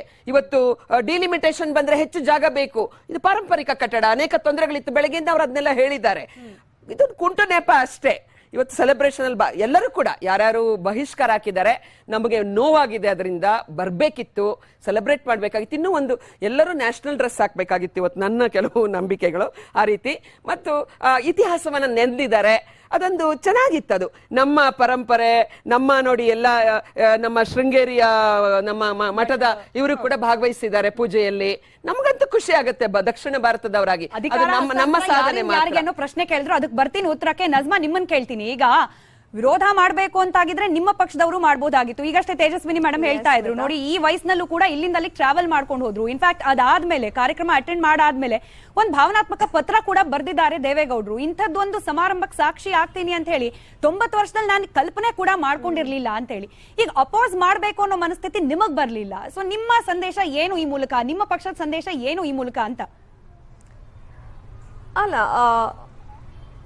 ನೋಡಿ, ಸಂಸತ್ ಭವನ ಯಾರು ಪ್ರಧಾನಿ ಆಗಿರ್ತಾರೆ ಅವರ ಸ್ವತ್ತಲ್ಲ, ಆಯ್ತಾ? ಸಂಸತ್ ಭವನ ಅನ್ನುವಂಥದ್ದು ಇಡೀ ದೇಶದ ಸ್ವತ್ತು, ಇಡೀ ದೇಶದ ಜನರ ಸ್ವತ್ತದು. ಇಡೀ ದೇಶದ ಜನರಿಗೋಸ್ಕರ ಅದು ಒಂದು ಸಮರ್ಪಣೆ ಆಗ್ತಾ ಇದೆ ಅನ್ನುವಾಗ, ಒಬ್ಬ ಹಿರಿಯ ಪ್ರಧಾನಿಯಾಗಿ, ಇಡೀ ದೇಶದ ಹಿರಿಯ ರಾಜಕಾರಣಿಯಾಗಿ ದೇವೇಗೌಡ ಸಾಹೇಬ್ರು ಅಲ್ಲಿ ಅಟೆಂಡ್ ಆಗಿರುವಂತದ್ದು ಒಂದು ಗೌರವದ ಸಂಕೇತ. ಜೊತೆಗೆ ಅದು ಎಲ್ಲರಿಗೂ ಸೇರಿದ್ದು ಅನ್ನುವಂಥ ಸಂದೇಶವನ್ನ ಕೊಡಬೇಕು ಅನ್ನೋ ಕಾರಣದಿಂದಾಗಿಯೇ ನಾವು ನಮ್ಮ ಪಕ್ಷ ಅಲ್ಲಿ ಪ್ರತಿನಿಧಿಸಿದೆ. ಅದ್ರ ಜೊತೆಗೆ ಈಗ ನಮ್ಮ ಗೌಡ್ರು ಸಿಕ್ಕಾಪಟ್ಟೆ ವಿಚಾರಗಳನ್ನ ಹೇಳ್ತಾ ಇದ್ರು, ದ್ರೌಪದಿ ಮುರ್ಮು ಅವರನ್ನ ಬಿಟ್ಟು ಮಾಡಿದ್ರು ಅಂತ ಹೇಳಿ. ನನ್ನ ಅಭಿಪ್ರಾಯ ಮತ್ತು ನಮ್ಮ ಪಕ್ಷದ ಅಭಿಪ್ರಾಯ ಕೂಡ ಅದೇ, ದ್ರೌಪದಿ ಮುರ್ಮು ಅವರೇ ಇನಾಗ್ರೇಟ್ ಮಾಡ್ಬೇಕಿತ್ತು. ಆದ್ರೆ ಕಾಂಗ್ರೆಸ್ ಅವರಿಗೆ ಯಾವ ನೈತಿಕತೆ ಇದೆ ಅನ್ನೋದು ನನಗೆ ಅರ್ಥ ಆಗ್ತಿಲ್ಲ ಅದನ್ನ ಹೇಳೋದಕ್ಕೆ. 1975ರಲ್ಲಿ ಅಕ್ಟೋಬರ್ 24ನೇ ತಾರೀಕು ಇಂದಿರಾ ಗಾಂಧಿ ಅವರು ಖುದ್ದು ಪಾರ್ಲಿಮೆಂಟ್ ನ ಒಂದು ಬಿಲ್ಡಿಂಗ್ ಅನ್ನ ಇನಾಗ್ರೇಟ್ ಮಾಡ್ತಾರೆ. ಇವತ್ತೇನ್ ಪಾರ್ಲಿಮೆಂಟ್ ನ ಲೈಬ್ರರಿ ಇದೆ ಅದನ್ನ ಇನಾಗ್ರೇಟ್ ಮಾಡಿರೋದು ಯಾರು ಅಂತ ನೋಡಿದ್ರೆ ರಾಜೀವ್ ಗಾಂಧಿ ಅವರು. ನಮ್ದೇ ಕರ್ನಾಟಕದಲ್ಲಿ ಬೆಂಗಳೂರಲ್ಲಿ ಇರುವಂತಹ ವಿಕಾಸ್ ಸೌಧ, ವಿಧಾನಸೌಧದ ಪಕ್ಕ ಇರುವಂತಹ ವಿಕಾಸ್ ಸೌಧವನ್ನ ಇನಾಗ್ರೇಟ್ ಮಾಡಿದ್ ಯಾರು ಅಂತ ನೋಡಿದ್ರೆ SM ಕೃಷ್ಣ ಅವರು. ಈ ತರದ ಸಾಕಷ್ಟು ಉದಾಹರಣೆಗಳು ಸಿಗುತ್ತೆ. ಹಿಮಾಚಲ್ ಪ್ರದೇಶದಲ್ಲಿ, ಆಂಧ್ರದಲ್ಲಿ ಸೋನಿಯಾ ಗಾಂಧಿ, ರಾಹುಲ್ ಗಾಂಧಿ ಅವರು ಹೋಗಿ ಅಡಿಗಲ್ಲನ್ನ ಹಾಕಿ ಬಂದಿರೋ ವಿಚಾರಗಳು ಕೂಡ ಇದಾವೆ. ಅವ್ರು ವಿರೋಧ ಮಾಡಿದರೆ ವಿರೋಧ ಮಾಡ್ಲಿ, ಆದ್ರೆ ನಾವು ಈ ದೇಶದ ಎಲ್ಲ ಜನರಿಗೋಸ್ಕರ ಸಮರ್ಪಣೆ ಆಗ್ತಿರೋದು. ಏನು ಬಿಜೆಪಿ ಸ್ವತ್ತಲ್ಲ ಅಥವಾ ಅದೇ ನರೇಂದ್ರ ಮೋದಿ ಅವ್ರ ಸ್ವತ್ತಲ್ಲ, ಇದು ದೇಶದ ಜನರ ಸ್ವತ್ತು. ಹಾಗಾಗಿ ದೇಶದ ಜನರಾಗಿ ಅದ್ರ ಸಮರ್ಪಣೆ ಯಾವ ಪಕ್ಷನಾದ್ರೂ ಮಾಡ್ಲಿ, ಅದ್ ನಮ್ಮ ಸ್ವತ್ತು, ನಮ್ಮ ಟ್ಯಾಕ್ಸ್ ದುಡ್ಡಲ್ಲಿ ಕಟ್ಟಿರೋದು. ಕನ್ನಡಿಗರು ವಿಶೇಷವಾಗಿ ಹೈಯೆಸ್ಟ್ ಟ್ಯಾಕ್ಸ್ ಪೇಯರ್ಸ್, ನಮ್ ಟ್ಯಾಕ್ಸ್ ಭಾಗ ಇದೆ ಅಲ್ಲಿ. ಹಾಗಾಗಿ ಕನ್ನಡಿಗರ ಪರವಾಗಿ ದೇವೇಗೌಡರು ಅಲ್ಲಿ ಅಂದ್ರೆ ರೆಪ್ರೆಸೆಂಟೇಷನ್ ಕೊಟ್ಟಿದ್ದಾರೆ. ಸೊ ಮುರ್ಮು ಅವರಿಂದ ಉದ್ಘಾಟನೆ ಆಗ್ಬೇಕು ಅನ್ನೋ ನಿಲುವು ನಿಮ್ದು ಇದೆ, ಆದ್ರೆ ದೂರ ಉಳಿಬೇಕು ಅನ್ನೋ ರೀತಿಯಲ್ಲಿ ಬಹುಶಃ ಇಲ್ಲ ಅಂತ ಹೇಳಿ. ಅಂದ್ರೆ ಕೇವಲ ಪ್ರಧಾನಿಗಳು ಇನಾಗ್ರೇಟ್ ಮಾಡ್ತಿದ್ದಾರೆ ಅನ್ನೋ ಕಾರಣಕ್ಕೆ ಅಲ್ಲಿ ಹೋಗ್ಬಾರ್ದು ಅನ್ನೋ ರೀತಿಯಲ್ಲಿ ಇಲ್ಲ ಅಂತ ಹೇಳಿ. ದೂರ ಉಳಿಬೇಕು, ದ್ವಂದ್ವ ದೂರ ಉಳಿಬೇಕು ಯಾಕೆ?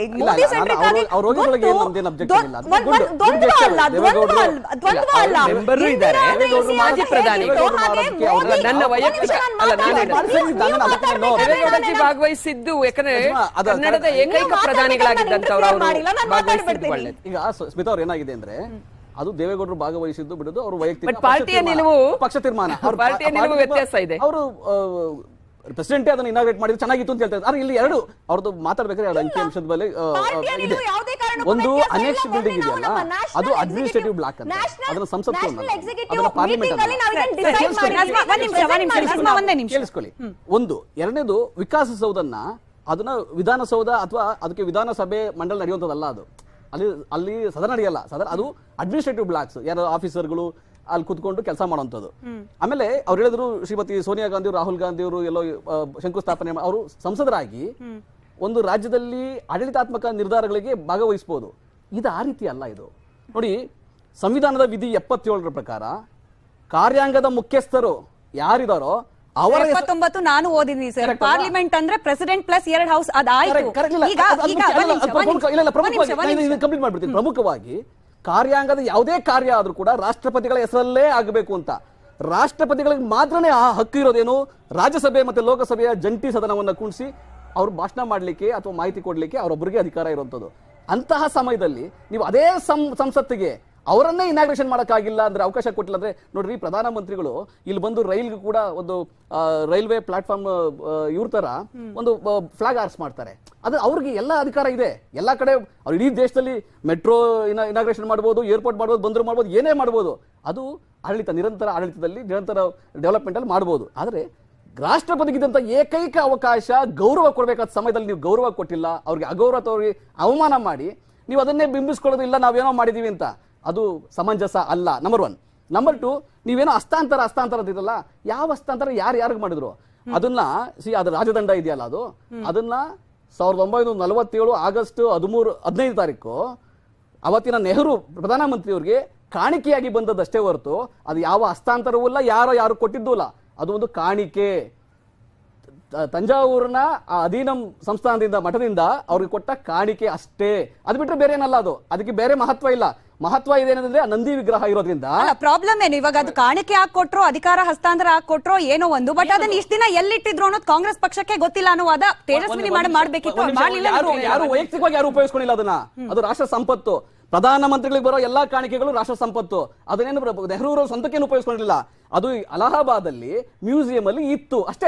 ಅದ್ರೊಳಗೆ ಏನ್ ಬೇರೆ ಏನಿಲ್ಲ. ಅದನ್ನ ಯಾರು ಉಪಯೋಗಿಸ್ಕೊಂಡಿಲ್ಲ. ಅದನ್ನ ಹಸ್ತಾಂತರ ಅಂತ ಹೇಳಿದ್ಯಲ್ಲ, ಅದೊಂಥರ ಏನೋ ಯಾರೋ ಒಬ್ಬ ಚಕ್ರಾಧಿಪತಿ ಇದ್ದ, ಅವನು ತನ್ನ ಆಸ್ತಿಯನ್ನ ಇನ್ನೊಬ್ರು ಮಕ್ಕಳಿಗೆ ಅಥವಾ ಇನ್ನೊಬ್ಬರಿಗೆ ಹಸ್ತಾಂತರ ಮಾಡ್ದ, ಆ ರೀತಿ ಏನಲ್ಲ ಇದು. ಇದು ತೇಜಸ್ವಿನಿ ಮೇಡಮ್ ಒಂದಷ್ಟು ಉದಾಹರಣೆ ಕೊಟ್ರು. ಅಧಿಕಾರ ಹಸ್ತಾಂತರ ಅನ್ನೋ ಪ್ರೋಸೆಸ್ ಅಲ್ಲಿ ಎಲ್ಲೆಲ್ಲಿ ಬಳಕೆ ಆಗುತ್ತೆ ಈ ರೀತಿ ರಾಜದಂಡ ಅಂತ. ನಿಮ್ಮದೇ ಬಂದೆ ನಜ್ಮಾ ಅವರೇ, ನಿಮ್ಮದೇ ಮೈತ್ರಿ ಪಕ್ಷ DMK ಮೇಯರ್ ಅಧಿಕಾರ ಹಸ್ತಾಂತರ ಮಾಡೋ ಸಂದರ್ಭದಲ್ಲೂ ಕೂಡ ಇಂಥದ್ದೇ ಒಂದು ಪದ್ಧತಿಯನ್ನ ಅಳವಡಿಸಿಕೊಂಡಿದ್ರೆ, ಬೇಕು ಅಂದ್ರೆ ಫೋಟೋಗಳು ಸಾಕ್ಷಿ ಇರಬಹುದು. ಈಗ ಮೇಯರ್ ಒಬ್ರಿಗೆ ಅವರು ಹಸ್ತಾಂತರ ಹೆಂಗೆ ಕೊಡ್ತಾರೆ, ಪೀಠವನ್ನು ಬಿಟ್ಕೊಡೋದು. ನಮಗೆ ದೇಶ ಮೌಂಟ್ ಬ್ಯಾಟನ್ ಗಾಂಧಿ ಇವ್ರಿಗೆ ನೆಹರು ಕೊಟ್ಟಾಗ ಏನು ಇದು ಕೊಟ್ಟದಲ್ಲ, ಸಹಿ ಮಾಡಿದ್ದ ಅಷ್ಟೇನೆ. ನಮ್ಮಲ್ಲಿ ಹಸ್ತಾಂತರ ಅಂದ್ರೆ, ಈಗ ಅಂಬೇಡ್ಕರ್ ಅವರು ಸಂವಿಧಾನವನ್ನ ಯಾರು ಕೊಟ್ರು, ಅವತ್ತಿನ ರಾಷ್ಟ್ರಪತಿ ಕೊಟ್ರು. ಅದು ಹಸ್ತಾಂತರ ಅಂದ್ರೆ ಆ ರೀತಿ. ನಮ್ಮಲ್ಲಿ ಏನು ರಾಜದಂಡ ಇದೆ, ನಾನು ಮಹಾರಾಜ, ನೀನು ಮಹಾರಾಜನಿಗೆ ನಿನ್ಗೆ ವಾಪಸ್ ಕೊಡ್ತಾ ಇದ್ದೀನಿ. ಅಲ್ಲ, ಅವ್ರು ಮಹಾರಾಜ ಒಂದೇ ನಿಮಿಷ ಪಟ್ಟಾಭಿಷೇಕ ಪದ ನಿಮ್ಮಿಂದಾನೇ ಬಂದಿತ್ತು. ರಾಹುಲ್ ಗಾಂಧಿ ಅವರು ಟ್ವೀಟ್ ಮಾಡಿದ್ರಿಂದ ಬಂದಿದ್ದು. ದೇಶಕ್ಕೆ ಒಂದು ಸಂವಿಧಾನಿಕ ಒಂದು ಸಂಸ್ಥೆಯ ಒಂದು ಕಟ್ಟಡವನ್ನು ಇನಾಗ್ರೇಟ್ ಮಾಡ್ಬೇಕಾದ್ರೆ ನೀವು ಯಾವ ಆಡಂಬರವನ್ನ, ಯಾವ ವೈಭವನ್ನ ನೀವು ತೋರಿಸ್ತಾ ಇದ್ರ ಅಂದ್ರೆ, ನೀವು ರಾಜ ನಿಮ್ಮನ್ನು ಬಹುಪರಾಕ್ ಅಂತ ಎಲ್ಲ ಕೂಗ್ತಾ ಇರಬೇಕು. ಇಡೀ ಮಾಧ್ಯಮಗಳು, ಯಾರನ್ನ ಮಾಧ್ಯಮಗಳನ್ನ ನೀವು ಸದನವನ್ನ ರೆಕಾರ್ಡ್ ಮಾಡಕ್ ಬಿಡಲ್ಲ, ನೀವು ಟೆಲಿಕಾಸ್ಟ್ ಮಾಡಕ್ ಬಿಡಲ್ಲ, ಅಂತವ್ರ ಮುಖಾಂತರ ನೀವು ಬಹುಪರಾಕ್ ಹಾಕ್ಬೇಕು. ಅದು ಸಮಂಜಸ ಅಲ್ಲ. ಇದು ಪ್ರಜಾಪ್ರಭುತ್ವದ ಏನ್ ಗೊತ್ತಾ, ಎಲ್ಲರೂ ಈಕ್ವಲ್. ಇವನ್ ಮೋದಿ ಅವರು ಈಕ್ವಲ್, ಬೇರೆಯವರು ಈಕ್ವಲ್. ಆದ್ರೆ ರಾಷ್ಟ್ರಪತಿಗಳಿದಾರಲ್ಲ, ಅವರು ಪ್ರಥಮ ಪ್ರಜೆ, ಅವರೇ ಸಂವಿಧಾನದ ರಕ್ಷಕರು, ಅವರೇ ಸಂಸತ್ತಿನ ಮುಖ್ಯಸ್ಥರು. ಈಗ ರಾಷ್ಟ್ರಪತಿ ಇನಾಗ್ರೇಟ್ ಮಾಡಿ ಆ ದಂಡವನ್ನು ಇಸ್ಕೊಂಡಿದ್ರೆ, ಸೆಂಗೋಲ್ ಇಸ್ಕೊಂಡಿದ್ರೆ ಅಬ್ಜೆಕ್ಷನ್ ಇರ್ತಿಲ್ಲ, ಕೊಡಂಗೇ ಇಲ್ಲ. ಅದು ಗಿಫ್ಟ್ ನೆಹರು, ಅದೊಂದು ಕಾಣಿಕೆ. ನೆಹರು ಅವ್ರು ಬಂದಿರೋ ಒಂದು ಗಿಫ್ಟ್, ಅದನ್ನ ಯಾಕೆ ಅಲ್ಲಿ ಕೊಡ್ತೀರಿ? ಅದು ಮ್ಯೂಸಿಯಂ ಅಲ್ಲಿ ಇಡೀ ಸಮಾರಂಭ ಗಿಮಿಕ್ ಮಾಡ್ತಾ ಇದ್ರಲ್ಲ. ನಾನು ಒಂದು ಪಟ್ಟ ಅಭಿಷೇಕ. ಈಗ ಅವರು ಮಿನಿಸ್ಟರ್, ಪ್ರೈಮ್ ಮಿನಿಸ್ಟರ್, ಮಿನಿಸ್ಟರ್ಗಳಲ್ಲಿ ಪ್ರೈಮ್ ಮಿನಿಸ್ಟರ್, ಮಿನಿಸ್ಟರ್ಗಳಲ್ಲಿ ಚೀಫ್ ಮಿನಿಸ್ಟರ್, ಪ್ರಧಾನಿಗಳಿಗೆ ವಿಶೇಷ ಅಲ್ಲ, ಟೀಮ್ ಕ್ಯಾಪ್ಟನ್ ಆಯ್ತಪ್ಪ. ಟೆಕ್ನಿಕಲಿ ಹೋದ್ರೆ ಏನೇನೋ ಆಗುತ್ತೆ. ಈಗ ನಮ್ಮ ನಟರಾಜ್ ಅವ್ರಿಗೆ ನಾನು ತುಂಬಾ ದೂರಕ್ಕೆ ಹೋಗಲ್ಲ. ಈಗ ಬಾದಾಮಿಯ ಚಾಲುಕ್ಯರು ಆಳಿದಂತಹ ನಮ್ಮ ಪಟ್ಟದ ಕಲ್ಲಲ್ಲಿ ಏನು ನಾವು ತಂಜಾವೂರಿನ ಮೇಲೆ ಯುದ್ಧವನ್ನ ಗೆದ್ದ ನಂತರ ಅವರು ನಮ್ಮ ಮೇಲೆ ಅಟ್ಯಾಕ್ ಮಾಡ್ತಾರೆ, ಪಲ್ಲವಸನ್ನು ಸೋಲಿಸ್ತೀವಿ, ಮತ್ತೆ ಬಂದಾಗ ಆ ಟೆಂಪಲ್ ಏನ್ ಕಟ್ಟಿದ್ದಾರೆ ಅಲ್ಲಿ ಶಿವನ ಕೈಯಲ್ಲಿ ಸೇಮ್ ದಂಡ ಇದೆ. ನನಗೆ ಕುತೂಹಲ ಏನ್ ಗೊತ್ತಾ, ನನ್ನ ಇಡೀ ಪೀಳಿಗೆ ಹಿಸ್ಟ್ರಿಯನ್ನ, ನಾವು ದಕ್ಷಿಣ ಭಾರತದವರು ಜಗತ್ತಿನ ಅನೇಕ ಹಿಸ್ಟ್ರಿಗಳ ತರ ರಿಚ್ ಹಿಸ್ಟ್ರಿ ಇರ್ತಕ್ಕಂಥವ್ರು. ನೀವು ಹಿಸ್ಟ್ರಿಯನ್ನ ಓದ್ಬೇಕು ಮಾತ್ರವಲ್ಲ, ನಾವು ನೆನಪು ಮಾಡ್ಕೊಳ್ದೆ ಹೋದ್ರೆ, ಅದರ ಬಗ್ಗೆ ಅಭಿಮಾನ ಪಡೆದೆ ಹೋದ್ರೆ ತಪ್ಪೇನಿದೆ? ರಾಜಧಾನಿಗ ನೆಹರುಜಿಗೆ ಅದು ಕೊಟ್ಟಿದ್ರೆ ನಾನು ಹೆಮ್ಮೆ ಪಡ್ತೀನಿ, ಯಾಕಂದ್ರೆ ಕೊಟ್ಟಿದ್ದಾರೆ, ಅದನ್ನ ಇಟ್ಟಿದ್ದೀರಾ. ಈಗ ಟೀಚಿಂಗ್ ಏನ್ ಗೊತ್ತಪ್ಪ, ಹಿಸ್ಟ್ರಿಯನ್ನ ಹಿಸ್ಟ್ರಿ ಬರ್ದಿಲ್ಲ, ಹಿಸ್ಟ್ರಿಯನ್ನ ಬರಿಬೇಕು, ಹಿಸ್ಟ್ರಿಯನ್ನ ಹೇಳಬೇಕು. ಯಾಕಂದ್ರೆ ಭಾರತೀಯ, ನಾನ್ ತುಂಬಾ ದೂರಕ್ಕೆ ಹೋಗಲ್ಲ, ಕೆಳದಿ 21 ನಾನು ಕಂಪ್ಲೀಟ್ ಮಾಡ್ತೀನಿ ಮಾಪುಟ, ಆಮೇಲೆ ಮಾತಾಡಿ. ನೋಡಿ, 23 ತಲೆಮಾರು ಆಳಿದಂತ ಕೆಳದಿ ಹಿಸ್ಟ್ರಿ, ನಮ್ಮ ಶಿವಮೊಗ್ಗದ ಹಿಸ್ಟ್ರಿ, 25 ವರ್ಷ ಆಳಿದಂತ ರಾಣಿ ಚೆನ್ನಮ್ಮನ ಹಿಸ್ಟ್ರಿನೇ ನಮ್ಮ ಮಕ್ಕಳಿಗೆ ಗೊತ್ತಿಲ್ಲ. ನಾನು ಎಲ್ಲಿ ಕರ್ಕೊಂಡೋಗ್ಲಿ? ನೆಹರೂಜಿ ಅವರಿಗೆ ಇದೇ ದಂಡವನ್ನ ಯಾಕೆ ಕೊಟ್ರು, ಅವತ್ ರಾತ್ರಿನೇ ಯಾಕೆ ಕೊಟ್ರು?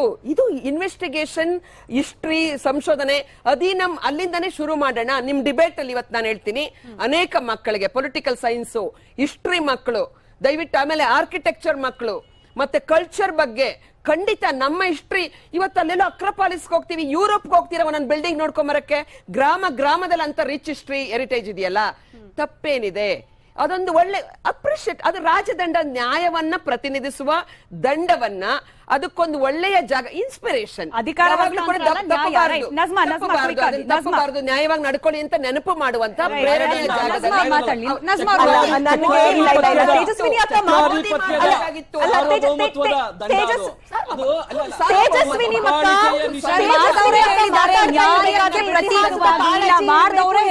ನ್ಯಾಯಕ್ಕೆ ಪ್ರತೀಕವಾಗಿ ನಿಲ್ಲುವಂತ ದಂಡ ಅದು ಅಂತ ಹೇಳಿ ಅಧಿಕಾರ ಯಾವಾಗ್ಲೂ ಕೂಡ ನ್ಯಾಯ.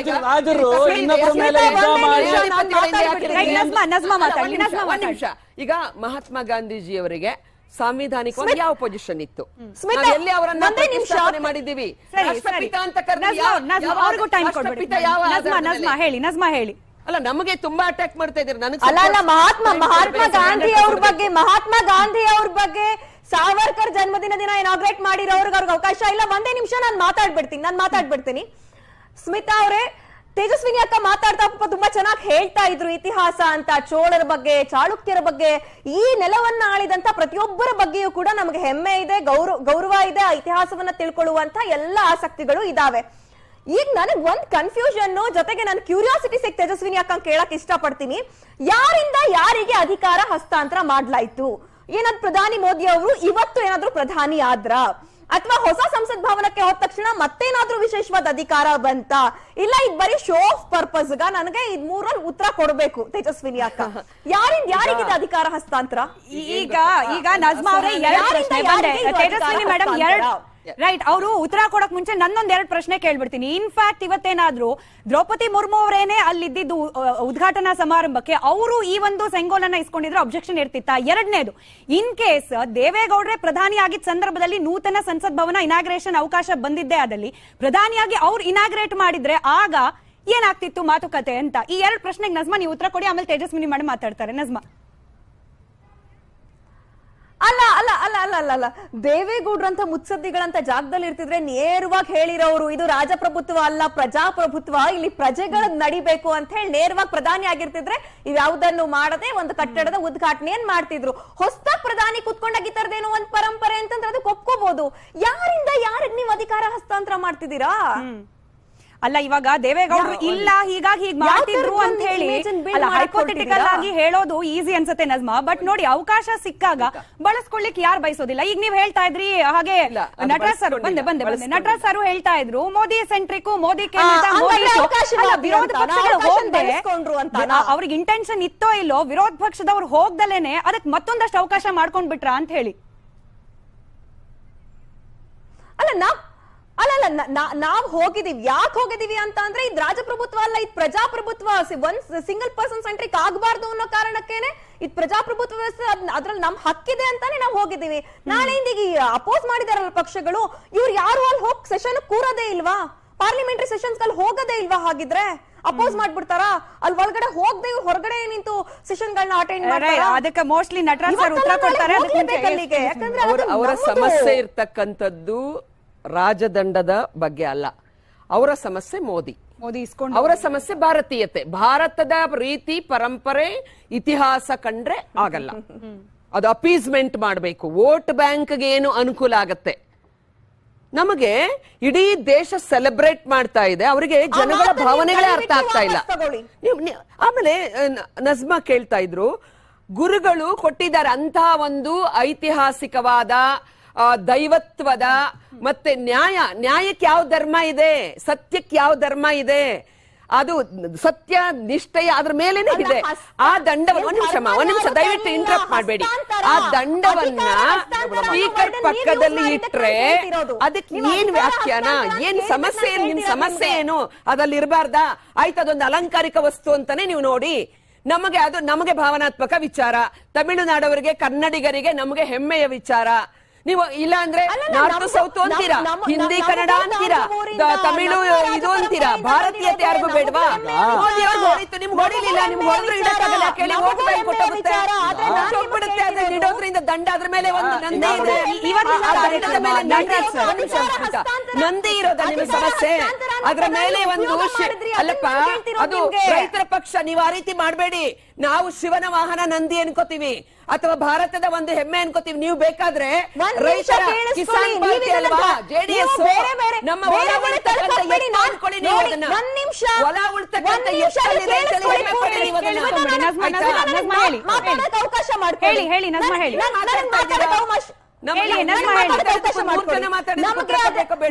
ನಮಗೆ ನಮ್ಮ ಪರಂಪರೆ, ನಮ್ಮ ತಾಂಜಾವೂರಿನ ಪರಂಪರೆ, ನಮ್ಮ ದಕ್ಷಿಣದ ಪರಂಪರೆ ಅದು ಅಂತ ತುಂಬಾ ಹೆಮ್ಮೆ ಇದೆ. ಆದ್ರೆ ಅಧಿಕಾರ ಹಸ್ತಾಂತರ ಅನ್ನುವಂತ ಒಂದು ಪದವನ್ನು ಉಪಯೋಗಿಸಿದ್ರಲ್ಲ, ಅದನ್ನ ನಾನು ನಿಮ್ಮ ಪ್ರಶ್ನೆ ಮಾಡಿದೆ. ಅಧಿಕಾರ ಹಸ್ತಾಂತರ ನೆಹರೂರವರಿಗೆ ಬಂದಂತ ನಮ್ಮ ನಟರಾಜ್ ಗೌಡರ ಭಾಷೆಯಲ್ಲಿ ಕಾಣಿಕೆ, ನಿಮ್ಮ ಭಾಷೆಯಲ್ಲಿ ದಂಡ. ನಿಮ್ ಪ್ರಶ್ನೆಗೆ ಉತ್ತರ ಕೊಡ್ತಿದ್ದಾರೆ, ಕೇಳಿಸ್ಕೊಂಡ್ಬಿಡಿ. ಇಬ್ರು ಮಾತಾಡಿದ್ರೆ ಓವರ್ಲ್ಯಾಪ್ ಆಗುತ್ತೆ. ಅಲಂಕಾರಿಕ ವಸ್ತು ಸ್ಮಿತಾ, ನಾನು ಹೇಳ್ಬಿಡ್ತೀನಿ ಇವತ್ತು ನಾನು ಈ ಡಿಬೇಟ್ ಅಲ್ಲಿ. ನೀವು ಅಲಂಕಾರಿಕ ವಸ್ತು ಅಂತಾನೆ ತಗೊಳ್ಳಿ, ಅದು ಒಂದು ಸುಂದರವಾದ ದಂಡ ಅಂತ ತಗೊಳ್ಳಿ, ಹಿಸ್ಟ್ರಿ ಗೊತ್ತಿರೋರು ಹಿಸ್ಟ್ರಿ ಅಂತ ತಗೊಳ್ಳಿ.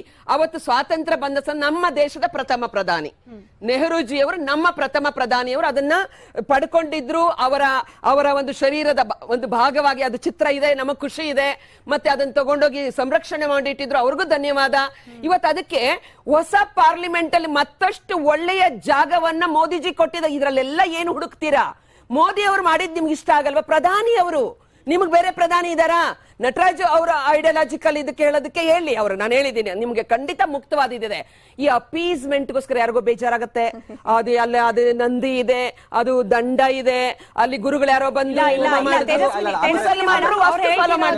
ಅದಕ್ಕೆ ಸಂಬಂಧ ಇಲ್ಲ. ಮೇಲೆ ರಾಜದಂಡದ ಮೇಲೆ ವಿರೋಧ ಇಲ್ಲ, ಬದಲಾಗಿ ಅಧಿಕಾರ ಹಸ್ತಾಂತರ ಅನ್ನೋದು ಪದಕ್ಕೆ ಸೋಬಾನೆ ಅಂತ ನಮಗೆ ಗೊತ್ತಿದೆ. ಜಾನಪದದವ್ರು ನಾವು ಹಳ್ಳಿ ಮಕ್ಕಳು, ಸೋ ಅಂತ ಹೇಳಿದ್ರೆ ಸೋಬಾನೆ ಅಂತ ನಮ್ಗೆ ಅರ್ಥ ಆಗುತ್ತೆ. ರಾಜದಂಡದ ಬಗ್ಗೆ ಒಬ್ಜೆಕ್ಷನ್ ಇಲ್ಲ, ಅಧಿಕಾರ ಹಸ್ತಾಂತರ ಯಾರಿಂದ ಯಾರಿಗೆ ಅನ್ನೋದನ್ನ ಇವರು ಕೇಳಿದ್ರು ಅವರು ಕೇಳಿದ್ರು, ಉತ್ತರ ಪಡ್ಕೊಳ್ಳೋಣ. ಜೊತೆಗೆ ಇವತ್ತೇನಾಯ್ತು, ಬಂದೆ ಒಂದ್ಸತಿ ಸಂಸ್ಕೃತಿ ಒಂದ್ ಕಡೆಯಲ್ಲಿ ಬಂದೆ ತೇಜಸ್ವಿನಿ ಮೇಡಮ್, ಒಂದೇ ನಿಮಿಷ. ಸಂಸ್ಕೃತಿ ಸಂವಿಧಾನ ಎರಡಕ್ಕೂ ಅವಕಾಶ ಆಯ್ತು. ಹಾಗೆ ಆಧುನಿಕತೆಯ ಜೊತೆಗೆ ಸಂಪ್ರದಾಯದ ಪಾಲನೆ ಕೂಡ ಇವತ್ತಿನ ಕಾರ್ಯಕ್ರಮದಲ್ಲಿ ಆಯ್ತು.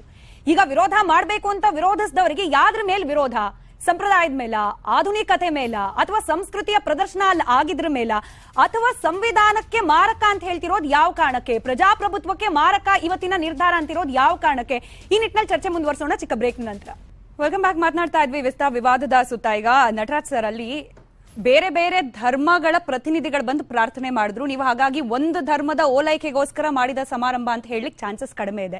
ಸಂವಿಧಾನ ಅಂತಂದ್ರೆ ಹೊಸ ಪಾರ್ಲಿಮೆಂಟ್ ಅನ್ನೇ ಕೊಟ್ಟು ಅಲ್ಲಿ ಅಂಬೇಡ್ಕರ್ಗೂ ಸ್ಥಾನ ಕೊಟ್ಟರು, ಸಾವರ್ಕರ್ ಫೋಟೋ ಇಟ್ಟು ಪೂಜೆ ಮಾಡಿದ್ರು. ನೀವು ಸಾವರ್ಕರ್ಗೆ ಅಪೋಸ್ ಮಾಡಿದ್ರೆ ಅಲ್ಲಿ ಬಾಬಾ ಸಾಹೇಬ್ ಅಂಬೇಡ್ಕರ್ ಅವರು ಇದ್ರು ಕೂಡ ಅಲ್ಲಿನ ರೆಪ್ರೆಸೆಂಟೇಷನ್ ವಿಚಾರದಲ್ಲಿ ಅಲ್ಲಿ ಸರಿದೂಗಿಸೋ ಪ್ರಯತ್ನ ಆಗಿದೆ.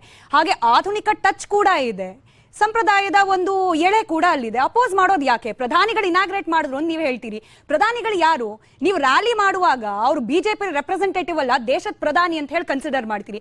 ಇಂಥ ಪ್ರೋಗ್ರಾಮ್ ಬಂದಾಗ ಅವರು ಪ್ರಧಾನಿಗಳು ಇನಾಗ್ರೇಟ್ ಮಾಡಬಾರ್ದಾಗಿತ್ತು. ಇಲ್ಲೇನೆ ದ್ವಂದ್ವ ಇಲ್ವಾ ಅಂತ ಹೇಳಿ. ಪ್ರಧಾನಿಗಳಂದ್ರೆ ಚುನಾಯಿತ ಪ್ರತಿನಿಧಿ ಅಲ್ವಾ? ಇಡೀ ದೇಶದ ಜನರು ಚುನಾಯಿಸಿ ಕಳಿಸಿರೋ ಪ್ರತಿನಿಧಿ ಅಲ್ವಾ? ಅವ್ರು ಇನಾಗ್ರೇಟ್ ಮಾಡೋದ್ರಿಂದ ತಪ್ಪೇನು ಅಂತ. ಇವೆರಡೊಳಗೆ ಮೂರು ಅಂಶಗಳು, ಬಹಳ ಪ್ರಮುಖ ಅಂಶಗಳಿದೆ. ಒಂದು, ಸಾವರ್ಕರ್ ಫೋಟೋಗೆ ಪೂಜೆ ಮಾಡಿದ್ರು, ಮತ್ತೆ ಗಾಂಧಿ ಪುಷ್ಪಾರ್ಚನೆ ಮಾಡಿದ್ರು ಅಂತ.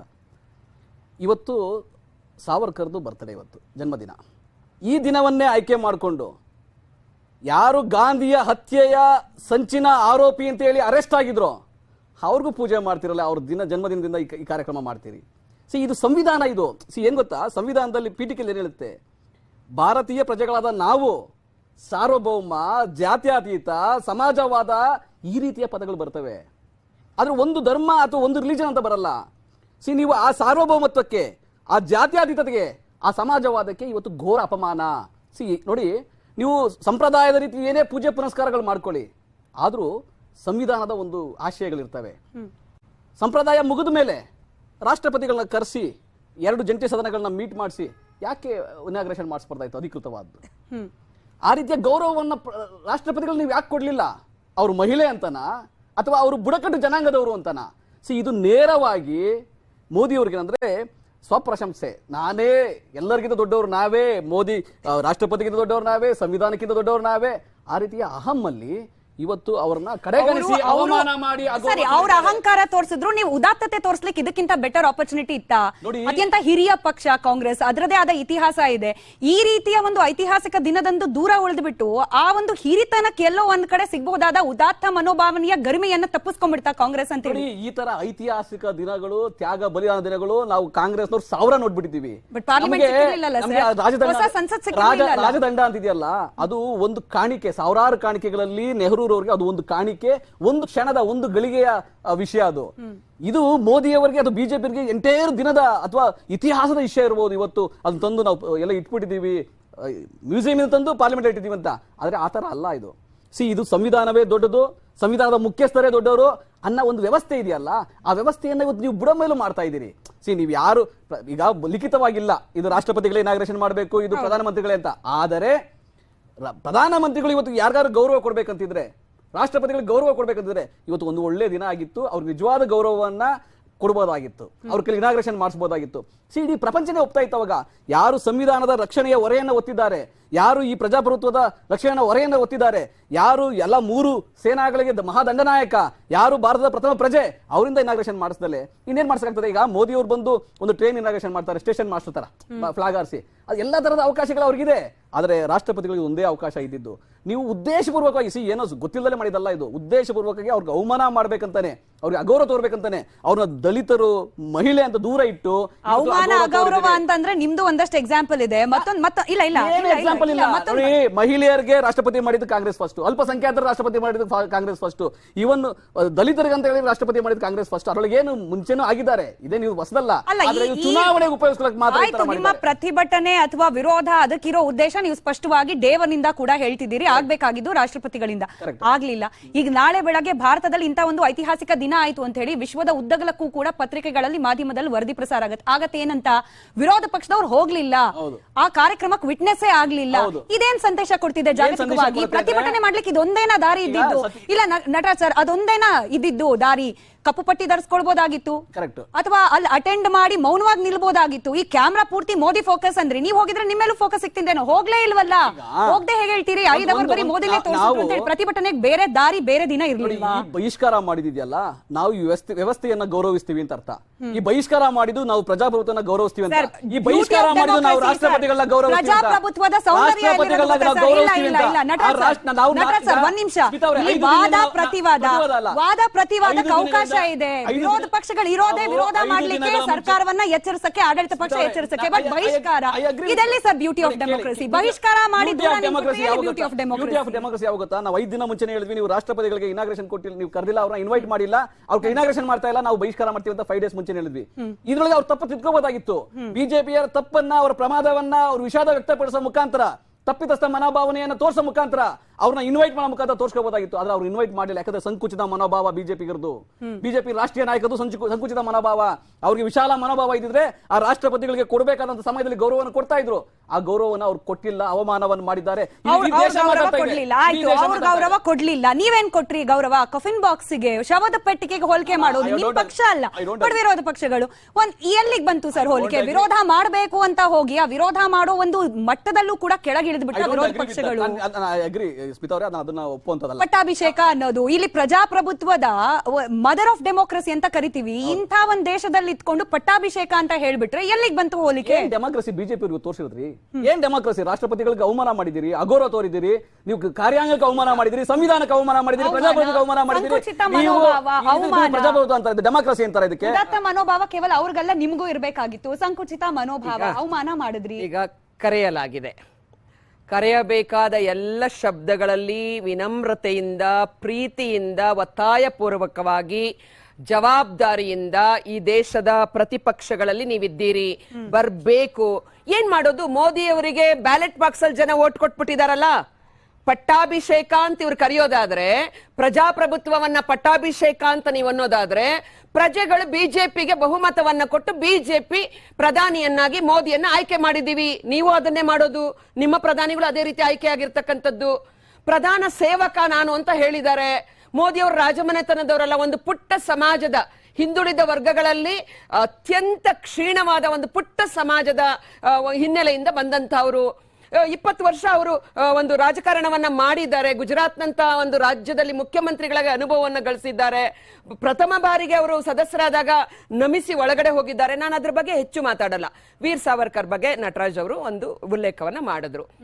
ವೀರ್ ಸಾವರ್ಕರ್ ಮೇಲೆ ಮಹಾತ್ಮ ಗಾಂಧಿಯವರ ಹತ್ಯೆಯ ಕೇಸಲ್ಲಿ ಗಂಭೀರವಾದ ಆರೋಪ ಬಂದದ್ದು ನಿಜ. ಈ ದೇಶದ ಪರಮೋಚ್ಚ ಸುಪ್ರೀಂ ಕೋರ್ಟ್, ನ್ಯಾಯಾಂಗ ವ್ಯವಸ್ಥೆಯ ಸುಪ್ರೀಂ ವ್ಯವಸ್ಥೆಯಲ್ಲಿ ನಿರಪರಾಧಿ ಅಂತ ಆದ್ಮೇಲೆ ನೀವು ಅವರನ್ನ ಮತ್ತೆ ಈ ರೀತಿ ಪಟ್ಟ ಕಟ್ಟೋದಾದ್ರೆ, ಹಾಗಾದ್ರೆ ನೀವು ಸುಪ್ರೀಂ ಕೋರ್ಟ್ ಗಿಂತ ದೊಡ್ಡವರ, ಪಾರ್ಲಿಮೆಂಟ್ ಗಿಂತ ದೊಡ್ಡವರ, ದೇಶಕ್ಕಿಂತ ದೊಡ್ಡವರ? ಅದಕ್ಕೆ ಅರ್ಥ ಇಲ್ಲ. RSS ಆಗ್ಲಿ ಅವ್ರು ಸಾಯೋವರೆಗೂ ಯಾಕೆ ಅವ್ರನ್ನ ದೂರ ಇಟ್ಟಿದ್ರು? ಒಂದ್ ನಿಮಿಷ. ದೂರ ಇಟ್ಟಿದ್ರಿ? ಒಬ್ಬ ವಿವಾದಾತ್ಮಕ ವ್ಯಕ್ತಿ ಅವಾಗಿದ್ರು, ಇವಾಗ ನೀವು ಅದನ್ನ ಜಸ್ಟಿಫೈ ಮಾಡ್ತಾ ಇದ್ರೆ ಅಷ್ಟೇ. ಡಿವಿಯೇಟ್ ಆಗೋದ್ ಬೇಡ. ನಾನು ಹೇಳ್ತಕ್ಕಂಥದ್ದು, ದೇಶದ ಸ್ವತಂತ್ರ ಚಳವಳಿಯಲ್ಲಿ ತನ್ನನ್ನು ತಾನು ಸಮರ್ಪಿಸಿಕೊಂಡ ವೀರ್ ಸಾವರ್ಕರ್ ಅವರಿಗೆ ಕರಿನೀರಿನ ಶಿಕ್ಷೆ, ಅಂಡಮಾನ್ ನಂತಹ ಒಂದು ಬರ್ಬರವಾದಂತ ಜೈಲಲ್ಲಿ ಅತಿ ಸಾವರ್ಕರ್ ಬಗ್ಗೆ ಸುದೀರ್ಘವಾದ ಉದ್ದಗಲದ ಶಿಕ್ಷೆಯನ್ನ- ಡಿಬೇಟ್ಗಳು ಇಲ್ಲೇ ಆಗೋಗಿದೆ. ಅಲ್ಲಪ್ಪ, ಆಗೋದಿಲ್ಲ. ನೆನಪು ಮಾಡ್ಕೋಬೇಕಾಗತ್ತೆ. ಅವರ ಹೆಸರನ್ನ ಉಲ್ಲೇಖ ಮಾಡಿದ್ಮೇಲೆ ಹೌದು ಹೇಳ್ಬೇಕಾಗತ್ತೆ. ಮತ್ತೆ ಮತ್ತೆ ಹೌದು, ಮತ್ತೆ ಸಾವಿರಾರು ಜನ ನಜ್ಮಾ, ಶಿಕ್ಷೆ ಆಗಿತ್ತು, ಇವರೊಬ್ಬರೇ ಪತ್ರ ಬರ್ತಿದ್ದು ಕ್ಷಮಿಸಿ ಆಯ್ತು, ಅಂತ. ಸಾವರ್ಕರ್ ಬಗ್ಗೆ ಆಗಿದೆ ಡಿಬೇಟ್ ಮತ್ತು ಕೂಡ ಮುಂದೆ ಆಗ್ಬೋದೇನೋ ಗೊತ್ತಿಲ್ಲ. ನಜ್ಮಾ ನಿಮ್ಮನ್ನ ಕೇಳ್ತೀನಿ. ಅಲ್ಲ, ನೋಡಿ, ಅಲ್ಲ, ಇವತ್ತಿನ ಈಗ ಸಾವರ್ಕರ್ ನಿಲ್ಸಿದ್ರಿ ಪೂರ್ತಿ Quick. ಮಾಡಿ. ಆದ್ರಿಂದ ಇವತ್ತು ಮುರ್ಮುರವರು ಸ್ವತಃ ಶುಭಾಶಯವನ್ನ ಕೋರಿದ್ದಾರೆ. ಮೋದಿ ಅವರಂತಹ ಒಬ್ಬ ನುರಿತ ದೇಶ ಪ್ರೇಮಿ ಪ್ರಧಾನ ಸೇವಕ ಪ್ರಧಾನಿಯವರಿಗೆ ಇಂಥ ಸೌಭಾಗ್ಯ ಸಿಕ್ಕಿದ್ದು ಹೊಟ್ಟೆ ಕಿಚ್ಚು ಕಾರಣ ಆಗೋದಾದ್ರೆ ನಿಮಗೆ ನಿಜವಾಗ್ಲೂ ಇಂಥ ಒಂದು ಕ್ಷಮೆಗೆ ಅರ್ಹರಲ್ಲ ಇವತ್ತಿನ ದಿನ. ನೀವು Right. ದಯಮಾಡಿ ಆ ಮಹಿಳೆಗಳ ದಿನಗಳಲ್ಲೂ ಕೂಡ ಆ ಮಹಿಳೆ- ಮಹಿಳೆ ಅಲ್ಲ, ಅಲ್ಲ, ರಾಷ್ಟ್ರಪತಿ ರಾಷ್ಟ್ರಪತಿ- ಮಾಡಿದ್ದು. ಆದ್ರೆ ರಾಷ್ಟ್ರಪತಿ ಮಾಡ್ಬೇಕಾದ್ರೆ ಮೋದಿ ಅವರ yes, ಪಾತ್ರ ಯಾಕೆ ಇದೆ. ಗೌರವ ತೋರಿಸ್ತೀವಿ ಅವರನ್ನ ಇವತ್ತು? ಆಯ್ಕೆ ಯಾಕೆ ಮಾಡ್ಬೇಕಾದ್ರೆ ಅವ್ರಿಗೆ ಮೋದಿ ಅವರ ಅವಮಾನ ಮಾಡಿದ್ವಿ ಪಾತ್ರ ಇವತ್ತು ಹೇಳಿ? ಇದೆ. ಬಿಜೆಪಿ ಯಾಕೆ ಕೊಟ್ಟಿದ್ದೀವಿ. ಅವ್ರಿಗೆ ಅವಮಾನ ಮಾಡ್ತೀವಿ ಇವತ್ತು? ಅಲ್ಲಿ ಇವತ್ತು ಯಾಕೆ ಕೊಟ್ಟಿದ್ದೀವಿ ಅವರಿಗೆ ಅವ್ರಿಗೆಲ್ಲ- ದೊಡ್ಡ ಸ್ಥಾನವನ್ನ. ಅವ್ರಿಗೆ ಹಕ್ಕಿಲ್ವಾ ಅವ್ರಿಗೆ? ಅವ್ರಿಗೇನ್ ಬೇಸರ ಇಲ್ಲ, ಅವ್ರು ಅವ್ರು ಮಹಿಳೆ ಅತ್ಯಂತ ಆಗಿದ್ರೆ ಖುಷಿಯಾಗಿದ್ದಾರೆ. ಅವ್ರು ಹಕ್ಕಿಲ್ವಾ ಅವ್ರು ಬಂದು ಅದರ ಅವ್ರಿಗೆ ಇನಾಗ್ರೇಟ್ ತುಂಬಾ ಮಾಡ್ಲಿಕ್ಕೆ? ಖುಷಿಯಾಗಿದ್ದಾರೆ. ಅವ್ರಿಗೆ ಹಕ್ಕಿಲ್ವಾ ಅವ್ರು ಬರ್ಲಿಕ್ಕೆ? ಸಂಸತ್ತಲ್ಲಿ ಇವತ್ತು ಸಂಸದಕ್ಕೆ ಬರಕ್ಕೆ ಅವ್ರಿಗೆ ಹಕ್ಕಿಲ್ವಾ ಸಂಸತ್ತಲ್ಲಿ ಅವ್ರಿಗೆ? ಎಲ್ಲ ಸೌಲಭ್ಯ ಇದೆ. ಅವ್ರನ್ನ ಡಿಬೇಟ್ ಅಗೌರವ ಮಾಡೋಣ. ಮಾಡಿ ಅವಮಾನ ಯಾಕೆ ಮಾಡ್ತಾ ಇಲ್ಲ? ಹೇಳಿ ಅದನ್ನ. ಯಾಕೆ ನೀವು invite ಮಾಡಿಲ್ಲ ಅಂತ ಹೇಳಿ ನೀವು? ಡಿಬೇಟ್ ಅಲ್ಲಿ ಯಾಕೆ ಭಾಗವಹಿಸಿ invite ಮಾಡಿಲ್ಲ ಅಂತ ಹೇಳಿ? ಮಾತಾಡಿರಲಿಲ್ಲ. ಆಹ್ವಾನ ಯಾಕೆ ಕೊಡ್ಲಿಲ್ಲ ಅಂತ ಹೇಳಿ? Celebration ಅವರಿಂದ ಇನಾಗ್ರೇಷನ್ ಯಾಕೆ ಮಾಡಿಸಲ್ಲ ಅಂತ ಹೇಳಿ ನೋಡಿ, ನೀವು? ಅನೇಕ ಅದು ಬಹಳ ಮುಖ್ಯ ಅನೇಕ ಅಲ್ವಾ? ಈ ಅನೇಕ ದೇಶದಲ್ಲಿ ಅರಬ್ ದೇಶಗಳ ಏನ್ ಮೆಸೇಜ್ ಕೊಡ್ತಾ ಇದ್ರ ದೇಶಕ್ಕೆ ನೀವು? ಅರಬ್ ರಾಷ್ಟ್ರಪತಿಗಳಾದ್ರೂ ಕೂಡ ನಟರಾಜ್, ಕಟ್ಟು ಜನ ಸೇರಿದ್ರೆ ನಾವು ತಿರಸ್ಕಾರ ಮಾಡ್ತೀವಿ ಅಂತ ಅತಿಥಿಗಳ ಗ್ಯಾಲರಿಯಲ್ಲಿ 2019 ಅತಿಥಿಗಳ ಗ್ಯಾಲರಿಯಲ್ಲಿ ಡಿಪ್ಲೊಮ್ಯಾಟ್ಸ್ ಬಂದಿದ್ದಾರೆ, ರಾಯಭಾರಿಗಳು ಬಂದಿದ್ದಾರೆ, ವಿದೇಶಿ ಗಣ್ಯರು ಬಂದಿದ್ದಾರೆ. ಯಾಕೆ ದೇಶ ರಾಷ್ಟ್ರಪತಿ ನೋಡ್ತಾ ಆಗ್ತಿಲ್ಲ ಇದೆ. ನೀವು? ರಾಷ್ಟ್ರಪತಿ ದೇಶ ಆಗ್ತಿಲ್ಲ. ನೋಡ್ತಾ ಇದೆ. ರಾಷ್ಟ್ರಪತಿ ಮೋದಿ ಆಗ್ತಿಲ್ಲ. ಇವತ್ತು ಜಗದ್ವಂದ್ಯ ಭಾರತದ ರಾಷ್ಟ್ರಪತಿಗಳು ಅತ್ಯಂತ ಬೇಕಾಗಿಲ್ಲ ನಿಮಗೆ? ನಾಯಕರಾಗಿ ಹೊರಹೊಮ್ಮಿದ್ದಾರೆ. ರಾಷ್ಟ್ರಪತಿಗಳು ಬೇಡವಾ? ಅದನ್ನ ನೋಡಿ, ಅದನ್ನ ಅಲ್ಲ, ರಾಷ್ಟ್ರಪತಿಗಳು ಅಲ್ಲ. ಬೇಡವಾ? ಮೋದಿ ರಾಷ್ಟ್ರಪತಿಗಳಿಗೆ ಗೌರವ ಇಲ್ವಾ? ರಾಷ್ಟ್ರಪತಿಗಳಿಗೆ ಗೌರವ ಕೊಡ್ಬೇಕಿತ್ತು ಗೊತ್ತು ನನಗೆ. ಸರಿ, ಮೋದಿ ವಿಶ್ವನಾಯಕ ಅಂತ ಪಟ್ಟ ಬಂದೆ ಮೋದಿ ವಿಶ್ವನಾಯಕ ಅಂತ ಪಟ್ಟ ಪಡೆದುಕೊಂಡಿದ್ದಾರೋ ಅಥವಾ ಅವರಾಗೆ ತೆಗೆದುಕೊಂಡಿದ್ದಾರೋ ಬೇರೆ ಚರ್ಚೆ ವಿಚಾರ. ಬಟ್ ಇವಾಗ ಮತ್ತೆ ಮೋದಿಗೆ ಅದನ್ನ ಅವ್ರು ಹೇಳ್ತಾರೆ, ಅದವ್ರು ಹೇಳ್ತಾರೆ. ಆಯ್ತು, ಇವಾಗ ಮತ್ತೆ ಮೋದಿ ಕೇಂದ್ರಿತ ಮಾಡ್ಬೇಕು ಅಂತಲೇ ರಾಷ್ಟ್ರಪತಿಗಳನ್ನ ಸೈಡಿಗೆ ಇಟ್ರ. ನಜ್ಮಾ, ನಿಮ್ಮನ್ ಕೇಳ್ತೀನಿ. ನೋಡಿ, ಇವಾಗ ಸಂಸ್ಕೃತಿ, ನಾನಾಗ್ಲೇ ಹೇಳ್ತಿದ್ದಾಗೆ ಸಂಸ್ಕೃತಿ, ಅದರಲ್ಲೂ ಜಾತ್ಯತೀತ ಮನೋಭಾವ ನೀವೇನ್ ಪದೇ ಪದೇ ಪ್ರತಿಪಾದನೆ ಮಾಡ್ತೀರಿ. ಇವತ್ತು ಎಲ್ಲಾ ಧರ್ಮದವರು ಬಂದ್ರು, ಅಲ್ಲಿ ಧಾರ್ಮಿಕ ಮುಖಂಡರಿದ್ರು, ಪ್ರಾರ್ಥನೆಗಳನ್ನ ಮಾಡಿದ್ರು, ಆಶೀರ್ವಾದ ಮಾಡಿದ್ರು, ಒಳ್ಳೇದಾಗ್ಲಿ ಅಂತ ಹರಿಸಿದ್ರು. ಅದರ ಜೊತೆಗೆ ಆಧುನಿಕತೆಯನ್ನ ಒಳಗೊಂಡಿದೆ ನಮ್ಮ ಸಂಸತ್ತು. ಇದರ ಜೊತೆಗೆ ಸಂಪ್ರದಾಯದ ಟಚ್ ಕೂಡ, ಹಾಗೆ ದೇಶದ ಬೇರೆ ಬೇರೆ ಪ್ರದೇಶದ ಒಂದು ಸಾಂಸ್ಕೃತಿಕ ಪ್ರತಿಬಿಂಬ ಕೂಡ ಆಗಿ ನಿಲ್ತಾ ಇದೆ ಸಂಸತ್. ಅಪೋಸ್ ಮಾಡ್ಲೇಬೇಕು ಅನ್ನೋದಾಗಿದ್ರೆ ಬೇರೆ ಮಾರ್ಗಗಳೇ ಇರ್ಲಿಲ್ವಾ? ಬಹಿಷ್ಕಾರ ಮಾಡೋದು, ಮತ್ತೊಂದಕ್ಕೆ ಹೋಲಿಕೆ ಮಾಡೋದು, ಎಲ್ಲೋ ಒಂದ್ ಕಡೆ ಅಪೋಸ್ ಮಾಡ್ಲೇಬೇಕು ಅಂತ ಹೋಗಿ ಅಪೋಸ್ ಮಾಡೋ ಮಟ್ಟದಲ್ಲೂ ಕೂಡ ಕೆಳಗಿಳಿದ್ಬಿಟ್ವಾ ವಿರೋಧ ಪಕ್ಷಗಳು ಅಂತ ಹೇಳಿ ಏನ್ ಹೇಳ್ತೀರಿ ನಜ್ಮಾ? ಅಲ್ಲ, ನಾನು ಈಗಾಗ್ಲೇ ಹೇಳಿದ ಹಾಗೆ ಅದ್ ನಮ್ಮೆಲ್ಲರದ್ದು ಹೌದು. ತೇಜಸ್ವಿನಿ ಆಗಪ್ಪ ತುಂಬಾ ನೀಟಾಗಿ ಡೈವರ್ಟ್ ಮಾಡ್ತಾ ಇದ್ರ ಅದನ್ನ, ಧರ್ಮ ಅದು ಇದು ಅಂತ ಹೇಳಿ. ಏನು ಇಲ್ಲ, ನಮಗೂ ಹೆಮ್ಮೆ ಇದೆ, ಗೌರವ ಇದೆ. ಅಧಿಕಾರ ಹಸ್ತಾಂತರ ಅನ್ನೋ ಒಂದು ವಿಚಾರಕ್ಕಷ್ಟೇ ವಿರೋಧ ಇದ್ದಿದ್ದು. ತೇಜಸ್ವಿನಿ ಅಕ್ಕ ಪ್ರಿಜುಡೈಸ್ ಆಗಿ ಮಾತಾಡೋದನ್ನ ಬಿಡ್ಬೇಕು. ಫಸ್ಟ್ ಪ್ರಿಜುಡೈಸ್ ಆಗಿ ನೀವು ಮಾತಾಡಬೇಡಿ. ಇಲ್ಲಿ ಯಾರೋ ಒಂದು ಹುಡುಗಿ ಕಾಣಿಸಿದ ತಕ್ಷಣ ನಮ್ಗೆಲ್ರಿಗೂ ಅದ್ರ ಬಗ್ಗೆ ಗೌರವ ಇದೆ. ಎಲ್ಲ ಧರ್ಮದವರನ್ನ ಕರೆದು ಪ್ರಾರ್ಥನೆ ಮಾಡಿಸಿದಂತ ಒಂದು ಈ ದೇಶದ ಸಂವಿಧಾನವನ್ನ ಎತ್ತಿ ಹಿಡಿಯುವಂತ ನಾನೇನು ಮಾಯಾಮಂತ್ರ ಮಾಡಕ್ ಬಂದಿಲ್ಲ. ನನ್ನ ಪಾರ್ಟಿಯ ಸ್ಪೋಕ್ಸ್ ಪರ್ಸನ್ ಬಂದಿದ್ದೀನಿ. ನಮ್ಮ ವ್ಯೂ ಪಾಯಿಂಟ್ಸ್ ಅನ್ನ ಹೇಳ್ತಾ ಇದ್ದೀನಿ. ನೀವು ಡೈವರ್ಟ್ ಮಾಡಬೇಕು ವಿಚಾರ. ನೀವು ಡೈವರ್ಟ್ ಅಲ್ಲ, ನೀವು ಸಂಕುಚಿತ ಮನೋಭಾವದಿಂದ ಭವ್ಯ ಭಾರತದ ವಿಷಯಕ್ಕೆ ಬರೋಣ ನಜ್ಮಾ. ನಾನು ಓಪನ್ ಆಗಿ ವೆಲ್ಕಮ್ ಮಾಡ್ತೀನಿ. ನಾನು ಅಪೋಸ್ ಮಾಡಿದ ಅಧಿಕಾರ ಹಸ್ತಾಂತರ ಅನ್ನೋ ವರ್ಡನ್ನ ಬಿಟ್ರೆ ಬೇರೆ ಏನನ್ನೂ ಅಲ್ಲ. ಅಲ್ಲಿ ನಡೆದಂತಹ ಎಲ್ಲ ಸ್ವತಂತ್ರಗಳ ಏನು ಒಂದಲ್ಲಿ ಆಚಾರಗಳು ನಡೀತಾ ಅದು ಗೌರವ ಇದೆ. ನಮ್ಮ ದೇಶ ಇರೋದೇ ಹಾಗೆ. ಮಾಡಬೇಡಿ ಅಮ್ಮ, ಅದು ಸ್ವಾತಂತ್ರ್ಯದ ನೀವ್ ಹೇಳಿದ ಅಧಿಕಾರ ಹಸ್ತಾಂತರ ಮಾಡಿದ್ರು ಅಂತ ಹೇಳಿ ಹಾಗಾದ್ರೆ ನಾನು ಆ ಪದವನ್ನು ಉಪಯೋಗಿಸ್ತೀನಿ. ನಿಮ್ಮ ಬಿಜೆಪಿ ಸಲ್ ಕೂಡ ಅದನ್ನೇ ಉಪಯೋಗಿಸ್ತಾ ಇರೋದನ್ನ ನಾನು ಅದನ್ನ ಅಪೋಸ್ ಮಾಡಿದೆ ಅಷ್ಟೇ. ಅದು ಇತಿಹಾಸದ ಐತಿಹಾಸಿಕ ಪರಂಪರೆ. ಇಡೀ 19 ಪಕ್ಷಗಳಿಗೆ ಇದನ್ನ ವಿರೋಧ ಮಾಡಿದೆ. ಈಗ ಅಧಿಕಾರ ಹಸ್ತಾಂತರ ಅನ್ನೋ ಪದಕ್ಕೆ ಈಗ ಒಂದೇ ನಿಮಿಷ ನಜ್ಮಾ ಅವರೇ, ಈಗ ಅಧಿಕಾರ ಹಸ್ತಾಂತರ ಅನ್ನೋ ಪದ ಬಳಕೆಗೆ ನಿಮಗೆ ಬೇಸರ ಅನ್ನೋದಾದ್ರೆ, ಈಗ ಇವತ್ತು ಬಿಜೆಪಿ ಮಿತ್ರ ಪಕ್ಷಗಳಿದೆ ಆಡಳಿತದಲ್ಲಿ, ನಾಳೆ ಕಾಂಗ್ರೆಸ್ ಬರ್ಬೋದು, ಯಾರಿಗ್ ಗೊತ್ತು ಜೆಡಿಎಸ್ ನವರೇ ಪ್ರಧಾನಿಗಳಾಗ್ಬೋದು ಮತ್ತೊಂದು ಅವಧಿಗೆ. ಅವಾಗ ಆಗುತ್ತಲ್ಲ ಅಧಿಕಾರ ಹಸ್ತಾಂತರ, ಅದೇ ದಂಡ ಅಲ್ಲೂ ಇರುತ್ತಲ್ವಾ? ಅಧಿಕಾರ ಹಸ್ತಾಂತರ ಆಗ್ಲೂ ಆಗುತ್ತಲ್ಲ. ಕಡೆ ಪ್ರಶ್ನೆ ನನ್ನ ಇಲ್ಲ ಕಡೆ ಪ್ರಶ್ನೆ ನಟರಾಜ್ ಅವರಿಗೆ ಕಡೆ ಪ್ರಶ್ನೆ. ಈಗ ಅಪೋಸ್ ಮಾಡಿದ್ರಿ, ದೂರ ಉಳಿದ್ರಿ, ನಾಳೆ ಅಧಿವೇಶನ ಆದಾಗ ನೀವು ಹೋಗ್ಲೇಬೇಕು. ನಜ್ಮಾ ಒಂದೇ ನಿಮಿಷ, ಹೋಗ್ಲೇಬೇಕು, ಅಟೆಂಡ್ ಆಗ್ಲೇಬೇಕು. ಈ ಒಂದು ದಿನ ದೂರ ಉಳಿದು ಏನ್ ಸಾಬೀತ್ ಮಾಡ್ದಂಗಾಯ್ತು? ಈಗ ಅಪೋಸ್ ಮಾಡಿದೀರಾ ಅಂತ ಹೇಳಿ ನೀವು ಅಧಿವೇಶನಕ್ಕೆ ಹೋಗೋದನ್ನೇ ಗೈರಾಗ್ಬಿಡ್ತೀರಾ ಹೇಗೆ ಅಂತ? ಪ್ರಮುಖ ಅಂಶಗಳು ನಿಮಗೆ ಹೇಳಲೇಬೇಕು, ಉಲ್ಲೇಖ ಮಾಡಲೇಬೇಕು. ಸ್ವಲ್ಪ ಕ್ವಿಕ್ ಆಗಿ ನೋಡಿ, ಯುದ್ಧ ಸ್ಮಾರಕ ಅಂತ 2019 ಶುರು ಮಾಡಿದ್ರು, ಪ್ರಧಾನಮಂತ್ರಿಗಳು ಇನಾಗ್ರೇಷನ್ ಮಾಡಿದ್ರು. ಯುದ್ಧ ಸ್ಮಾರಕ ಅಂದ್ರೆ ಯಾರು? ಸೈನಿಕರ ಮಹಾ ರಾಷ್ಟ್ರಪತಿ ಹೋಗ್ತಾ ಅದು ದೇಶದ ಆಸ್ತಿ, ಅದು ಯಾರ್ದು ಮೋದಿಯವರ ಆಸ್ತಿ ಅಲ್ಲ, ಇವತ್ತು ಅದೇ ಉದ್ದೇಶ ಇಟ್ಕೊಂಡು ಇಲ್ಲ. ಹೋಗ್ಬೋದಾಗಿತ್ತು. ಇವತ್ತು ರಾಷ್ಟ್ರಪತಿಗಳು ಅವಮಾನ ಮಾಡಿದ್ದಾರೆ, ಅದಕ್ಕೆ ಹೋಗಿಲ್ಲ, ಬಹಿಷ್ಕಾರ ಮಾಡಿದೀವಿ. ಇನ್ನೊಂದು ಇಂಪಾರ್ಟೆಂಟ್ ವಿಷಯ, ಸ್ಪೀಕರ್, ಲೋಕಸಭಾ ಸ್ಪೀಕರ್ ಇರಲ್ಲ ಓಂ ಬಿರ್ಲಾ ಅವರು 2019 ಹೇಳ್ತಾರೆ ಸೆಪ್ಟೆಂಬರ್ 10ನೇ ತಾರೀಕು, ಬ್ರಾಹ್ಮಿನ್ಸ್ ಆರ್ ಸುಪೀರಿಯರ್, ಬ್ರಾಹ್ಮಣರೇ ಶ್ರೇಷ್ಠ. ಈಗ ಎಲ್ಲಿ ಬಂತು ಸರ್ ಆ ವಿಚಾರ? ಯಾಕೆ ಬಂತು ಈಗ ಯಾಕ್ ಗೊತ್ತಾ? ಬಂತು? ಅದೇ ಓಂ ಬಿರ್ಲಾ ಅವರು ಇವತ್ತು ಇದ್ದಾರೆ, ಅದಕ್ಕೆ ಅವರು ಈ ಬುಡಕಟ್ಟು ಮಹಿಳೆ ರಾಷ್ಟ್ರಪತಿಯವರನ್ನು ದೂರ ಇಟ್ಟಿದ್ದಾರೆ. ಸರ್, ಪ್ರಧಾನಿಗಳು ಯಾವ ಸಮುದಾಯ? ಇಲ್ಲ, ಇವತ್ತು ರಾಷ್ಟ್ರಪತಿಯವರನ್ನು ದೂರ ಇಟ್ಟಿದ್ದಾರೆ. ಅಧೀನ ಪದವರು ಬಂದಿದ್ರು, ಅವ್ರು ಬಿಜೆಪಿ ಆರ್ಎಸ್ಎಸ್ ನ ಮನಸ್ಥಿತಿ ಇವತ್ತು ಚೇಂಜ್ ಆಗಿಲ್ಲ, ಚಾತುರ್ವರ್ಣ ಪದ್ಧತಿ ಸರ್, ಇರಬೇಕು. ಪ್ರಧಾನಿ ಯಾವ ಸಮುದಾಯ? ಪ್ರಧಾನಿ ಬ್ರಾಹ್ಮಣರ. ಇವತ್ತು ಅಧೀನಂನವ್ರು ಬಂದಿದ್ರು, ಅವ್ರು ಬ್ರಾಹ್ಮಣರ. ಇಲ್ಲ, ನೀವ್ ಹೇಳಲಿಲ್ಲ ಸರ್. ಇಲ್ಲ. ತೋರಿಕೆಗೆ ಮಿಕ್ಕಿದೆಲ್ಲ ನಾಗಪುರದವನೇ ಆಳ್ವಿಕೆ ಮಾಡೋದು, ನಾಗಪುರದವರೇ ಇದನ್ನೆಲ್ಲ ಸೂಚನೆಗಳನ್ನ ಕೊಡೋದು. ರಾಷ್ಟ್ರಪತಿಗೆ ಇವತ್ತು ಅವಮಾನ ಮಾಡಿರೋದು ಈ ದೇಶಕ್ಕೆ ಸಂಸಲ್ಲ. ರಾಷ್ಟ್ರಪತಿಗಳಿಗೆ ಇವತ್ತು ಅಗೌರವ ತೋರಿರೋದು ಈ ದೇಶಕ್ಕೆ ಸಂಸಲ್ಲ. ಬಿಜೆಪಿಗೆ ತಕ್ಕನಾದ ಪಾಠವನ್ನ ಕಲಿಸ್ತಾರೆ. ಇದು ಪಲಾಯನವಾದ. ನಾಗಪುರವೂ ಭಾರತದಲ್ಲಿದೆ, ಭಾರತದ ಒಂದು ಬಹುಮುಖ್ಯ ಭಾಗದಲ್ಲಿ ಅದು ಇದೆ. ಅದಕ್ಕೆ ಸಂವಿಧಾನದಲ್ಲಿ ಅವಕಾಶ ಇದೆ. ಪರ ವಿರೋಧ ಮಾತನಾಡಬಹುದು. ಹೊಸ ನೂತನ ಭವನ ಉದ್ಘಾಟನೆ ಆಗಿದೆ, ಚರ್ಚೆಗಳಾಗಬೇಕು. ನಾವು ನೀವು ಮತ್ತೆ ಅಲ್ಲಿ ಸೇರ್ತೀವಿ, ಅದೆಲ್ಲ ವಿಷಯ. ಮೋದಿಯನ್ನ ದ್ವೇಷ ಮಾಡೋದ್ ಬಿಡಿ, ಮೋದಿಗೋಸ್ಕರ ದೇಶವನ್ನ ದ್ವೇಷ ಮಾಡೋದ್ ಬಿಡಿ. ಮುಂದಿನ ಪರಂಪರೆಗೆ ನಾಂದಿ ಆಗುವಂತ ರೀತಿಯಲ್ಲಿ ಚರ್ಚೆಗಳಲ್ಲಿ ಪ್ರಜಾಪ್ರಭುತ್ವ ಅಂದ್ರೆ ಚರ್ಚೆ, ಮಾತನಾಡೋಣ. ಪ್ರಧಾನಿ ಅಂತೇಳಿ ಗೌರವಿಸಿ, ಮೋದಿ ಅಂತ ನೀವು ದ್ವೇಷ ಮಾಡಿ. ವ್ಯವಸ್ಥೆ ಗೌರವಿಸಿ, ರಾಷ್ಟ್ರಪತಿಗೂ ಗೌರವಿಸಿ. ಆಯ್ತಾ? ಮೋದಿನೇ ರಾಷ್ಟ್ರಪತಿ ಅಲ್ಲ, ಮೋದಿನೇ ಸಂವಿಧಾನ ಅಲ್ಲ, ಮೋದಿನೇ ಅಧಿವೇಶನಕ್ಕೆ ಹೋಗ್ಬೇಕು. ಈ ಪ್ರತಿಭಟನೆ ನಿಲ್ಸೋದಿಲ್ಲ. ರೈಟ್. ಸಮಯ ಇದ್ದಿದ್ದಷ್ಟೇ. ಈಗ ವಾದ ಪ್ರತಿವಾದ ಮತ್ತೊಂದ್ ಕಡೆಯಲ್ಲಿ ಐತಿಹಾಸಿಕ ದಿನ ಆಗಿದ್ದಂತೂ ಸತ್ಯ. ಇದನ್ನ ಯಾರು ಇನಾಗ್ರೇಟ್ ಮಾಡಿದ್ರು ಅನ್ನೋದ್ಕಿಂತ ಒಬ್ಬ ಹೆಮ್ಮೆಯ ಭಾರತೀಯನಾಗಿ ನಮ್ಮ ದೇಶಕ್ಕೆ ಈ ಬ್ರಿಟಿಷರ ಕಾಲದಲ್ಲಿ ಕಟ್ಟಲಾಗಿದ್ದ ಒಂದು ಕಟ್ಟಡದಿಂದ ಹೊಸದೊಂದು ಸಂಸತ್ ಭವನ, ಅದರಲ್ಲೂ ಕೂಡ ನಯನ ಮನೋಹರವಾಗಿರುವ ಒಂದು ಕಟ್ಟಡ, ಅಲ್ಲಿ ಕೂತು ಈ ಪ್ರಜಾಪ್ರಭುತ್ವದ ಸೇವೆ ಪ್ರತಿದಿನವೂ ಕೂಡ ಆಗ್ಬೇಕು. ಅಲ್ಲಿ ಪ್ರಜೆ ಮುಖ್ಯ ಆಗ್ಲಿ, ಪ್ರಜೆಗೆ ನಿಜವಾಗ್ಲೂ ಬೇಕಾದ ವಿಚಾರಗಳು, ಆತನ ಹಿತಾಸಕ್ತಿ ಕಾಪಾಡುವ ವಿಚಾರಗಳು ಚರ್ಚೆ ಆಗ್ಲಿ, ಅದನ್ನ ಯಾರಾದ್ರೂ ಮಾಡ್ಲಿ, ಒಟ್ನಲ್ಲಿ ಪ್ರಜಾ ಕೇಂದ್ರಿತವಾಗಿರ್ಲಿ ಆ ಪ್ರಜಾಪ್ರಭುತ್ವದ ದೇಗುಲ ಅಂತ ಹೇಳ್ತಾ ಕಾರ್ಯಕ್ರಮ ಮುಗಿಸ್ತಾ ಇದ್ದೀನಿ. 3 ಜನಕ್ಕೂ ಕೂಡ ಧನ್ಯವಾದ. ನೋಡ್ತಾ ಇರಿ ನ್ಯೂಸ್ 18, ಜಾಲ ನಮ್ಮದು, ಬಲ ನಿಮ್ಮದು. ನನ್ನ ಪ್ರಶ್ನೆಯಿಂದ ತಪ್ಪಿಸ್ಕೊಳ್ಳೋದು ಸುಲಭ ಅಲ್ಲ.